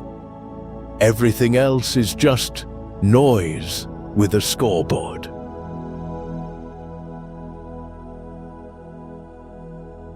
This next one I saved, especially for anyone lying there tonight who has worked themselves to the bone and straight into the ground. Because it's about one of the toughest figures in the history of Zen and the night he completely fell apart. His name was Hakuin, and he lived in Japan in the 1600s and 1700s, and he is, quite literally, the man who rescued an entire school of Zen from dying out. If you've ever heard the famous riddle, "What is the sound of one hand clapping?" that was his. A towering, ferocious, legendary teacher. But he did not start as a serene master. He started as a frightened boy who heard a terrifying sermon about the Buddhist hells and was so shaken that he threw himself into monkhood to escape the fear. And then he did the thing that so many driven, frightened people do. He pushed harder and harder. He drove himself through his practice with a brutal, sleepless, obsessive intensity, grinding away at his meditation like a man trying to claw his way out of a pit. He had his first breakthrough at 24, and his savage teacher rejected it, mocked him, beat at his pride to keep him from getting comfortable. So Hakuin pushed harder still. And a human being can only push so far. He collapsed. Not physically injured, something worse and more familiar.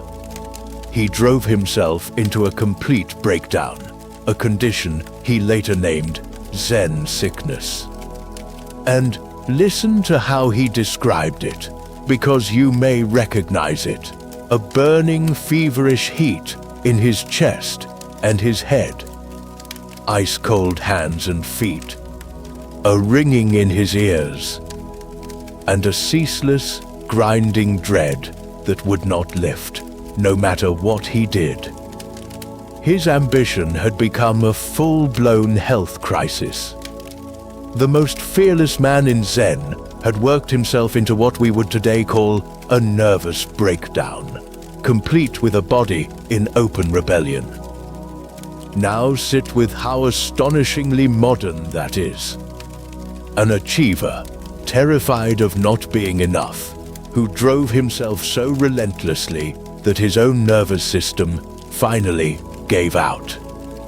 If that isn't the ghost story of the 21st century, I don't know what is. So what saved him? Not another breakthrough.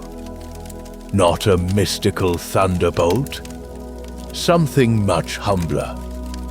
He hiked up into the mountains to find a hermit named Hakuyu, and the hermit taught him a practice of breath and attention, a method of sinking the frantic, burning energy of his mind down out of his overheated head, down below the navel, into the belly, into the ground of the body.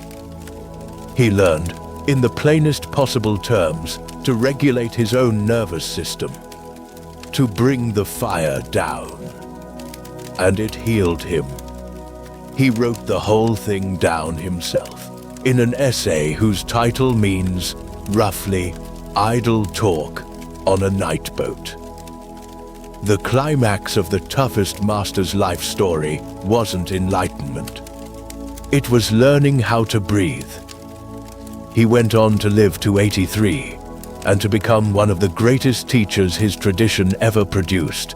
And the turning point was the moment he stopped grinding and learned to settle his own body. There's a lovely old story people tell about the equanimity he eventually reached, and I'll tell it to you honestly, as a story, a parable Zen students have passed down for centuries, not as documented history. They say a young woman in his village, pregnant, named Hakuin, as the father to protect her real lover. The town turned on him, furious, disgraced him. And all he said was 2 words, "Is that so?" And he quietly took in the child and raised it. A year later, the woman confessed the truth, and the mortified townspeople came begging his forgiveness and took the baby back. And Hakuin said the same 2 words with the same untroubled calm. "Is that so? Is that so?" Ruined and vindicated, shamed and cleared, and his center never moved an inch either way. Whether or not it ever happened, it's the perfect picture of the mind he built after his breakdown. A mind that takes both the world's scorn and the world's apology with the same 3 quiet syllables. And it started, remember, with a broken man in the mountains, learning to bring the fire down below his navel.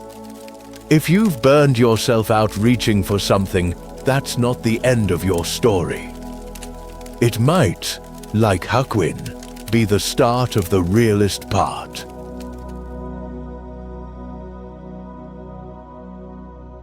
The next voice is the oldest teacher in the room tonight, 25 centuries old, and he built his whole idea of a good life around a single, quiet freedom from fear. We know him as Confucius, and his sayings were gathered by his students into the book we call the Analects. And here's the thing most people don't realize about him. By the measures his own world used to keep score, Confucius spent much of his life as a failure. He had a vision for how rulers should govern and how people should live, and he spent years traveling from state to state, offering that wisdom to anyone in power who would listen, and being turned away again and again. Rejected, passed over. Tradition holds that he and his followers were once stranded between 2 states, cut off, running out of food, genuinely suffering. This was not a man cruising through life on a wave of applause and success. This was a man who, by the world's ledger, kept losing. And yet, he is remembered as one of the most composed human beings who ever lived. Which raises the question that makes him matter tonight. How do you stay that steady while the world keeps telling you that you've failed? His answer is one of my favorite passages in all of ancient thought. The Analects describes the ideal person, the Junzi, the noble or exemplary person, and it asks what makes them free of anxiety and free of fear. And the answer is this: the noble person looks within and finds nothing wrong. So, what is there to be anxious about? What is there to fear? Feel the machinery of that. Confucius located a person's steadiness, not out in the world, not in success, not in status, not in whether the powerful accepted him or the crowd approved, but inside, in the clean conscience of someone who knows they have acted with integrity. If you look within and find that you have done right, that you've been honest, that you've been decent, that you've kept faith with your own values, then the world can reject you all it likes, and there is simply nothing in there for the fear to grab. The anchor is internal, and an internal anchor can't be dragged by external storms.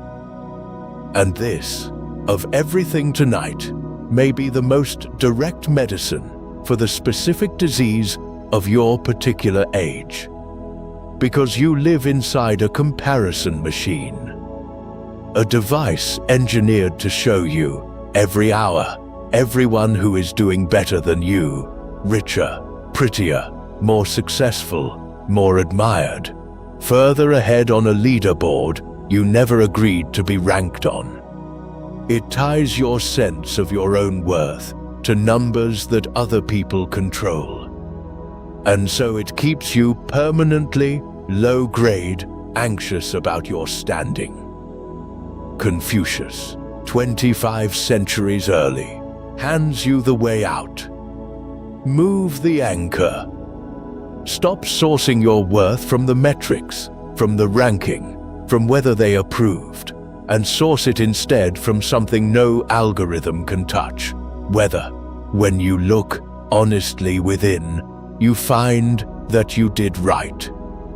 Self-worth built on integrity is unhackable. The feed cannot reach it. The comparison cannot move it. Look within, find nothing wrong, and there is nothing left to fear.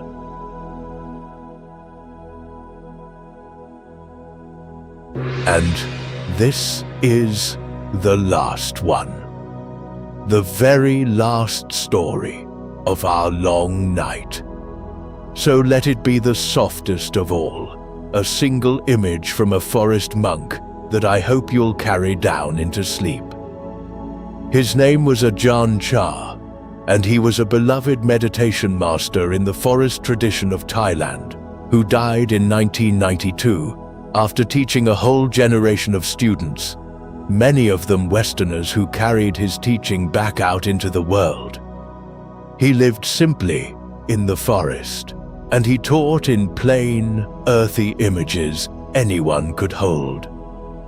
At the center of what he taught was something he called the one who knows, the still, quiet awareness in you that simply watches. Watches the feelings come and go. Watches the thoughts rise and pass. Watches the good days and the bad days move through, like weather across a sky, without being swept away by any of it. Not the storm. The sky, the storm, passes through. But it's one particular image of his, a thing he liked to show his students with an ordinary glass of water, that I want to leave in your hands tonight. He would hold up a glass, the story goes, and he would say something like this. You see this glass? I love this glass. It holds the water beautifully. It catches the light. It rings if I tap it. But for me, he said, this glass is already broken.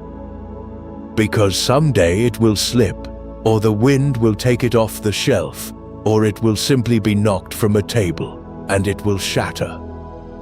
And so, he said, I already understand this glass to be broken, even now, while it sits here whole in my hand.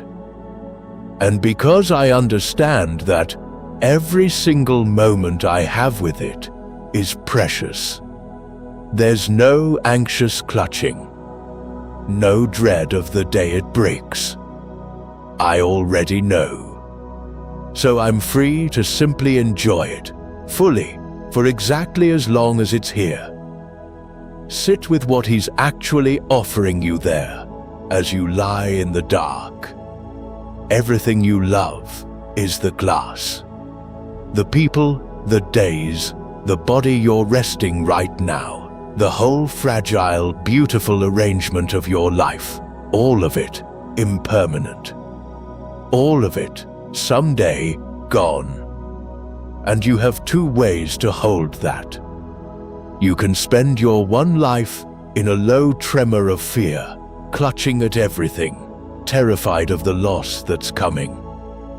Or you can do the thing the forest monk did. You can understand that the glass is already broken, accept the impermanence all the way down before it arrives, and discover that acceptance doesn't make the world less precious. It makes it almost unbearably precious. It's the fear that was numbing you. Set the fear down, and the glass shines. That's the last gift, nightlings. Not a way to keep the glass from ever breaking.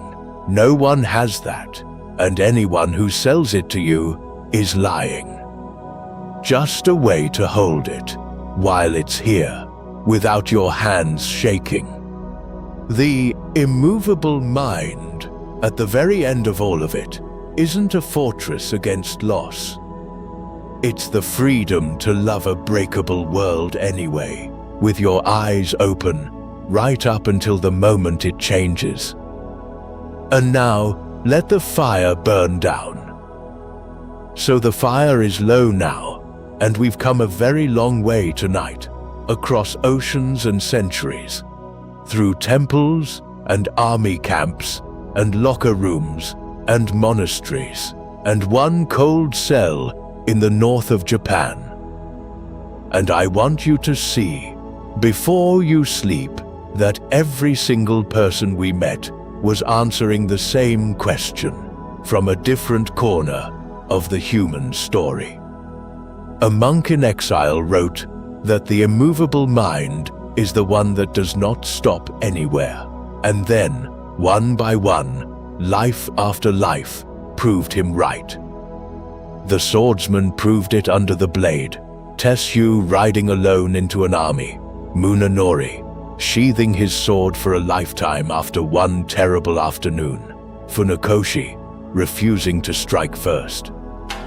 The monks proved it against empires and wars, and the roaring 1960s, Takuan, Thich Nhat Hanh, Dogen crossing his ocean, Suzuki sitting still while a decade burned.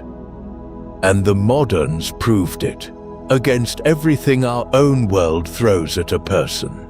Cohen robbed and refusing to be embittered, Mumford climbing out of addiction, Jobs and Kano against disruption, Tempu against death itself. Not one of them was made of stone. Every last one of them was water. And here is the quiet truth under all of it. The chaos never stopped for any of them. Not one of these lives was calm, because the storm politely died down. The storm never dies down. Their world was ending too. Theirs was full of war and plague and exile and betrayal and loss, same as yours is full of its own particular noise. The chaos was never the thing that mattered. The mind was. And of those two, the chaos was never yours to control, but the mind. The mind was always, always yours. So let me say the last part directly to you, as you lie there in the dark. You are not the panicked passenger on the boat. You are the one calm person, and one, remember, is enough. You are not the rooster that has to answer every crow. You have a right to your work, and you were never once entitled to its fruits, so you can let the numbers stop trembling now. They were never the measure of you. You can forget the self tonight. There's nothing to defend while you sleep, and nothing anyone can take from a hand that isn't clutching. And when you wake, hold on to the kindest fact of the whole long night. The men who built the modern world had to be taught this steadiness in a classroom by someone who'd once been dying. which means it was never a gift handed only to some people at birth. It is a skill. It can be learned. It can be learned by you. Tonight was your first lesson. And sleep, this, right here, letting go. Sleep is your practice. The unmovable mind isn't waiting for you on a mountain, or in a monastery, or in some better and calmer version of your life that always seems to be somewhere up ahead. It's here. It's already in the room. It's as close as the next breath. So breathe in and calm the body. Breathe out and let the smallest smile come. And rest now, right here, in this one wonderful moment, which is the only place the immovable mind has ever lived. Since you made it this far, I'm glad you enjoyed the episode. If you would like to continue listening to episodes with similar themes, I linked them in the description below. You will also find a playlist of our most popular videos. Sleep now, nightlings. And wake up, as always, a little stronger and a little wiser. The story is done, but yours continues.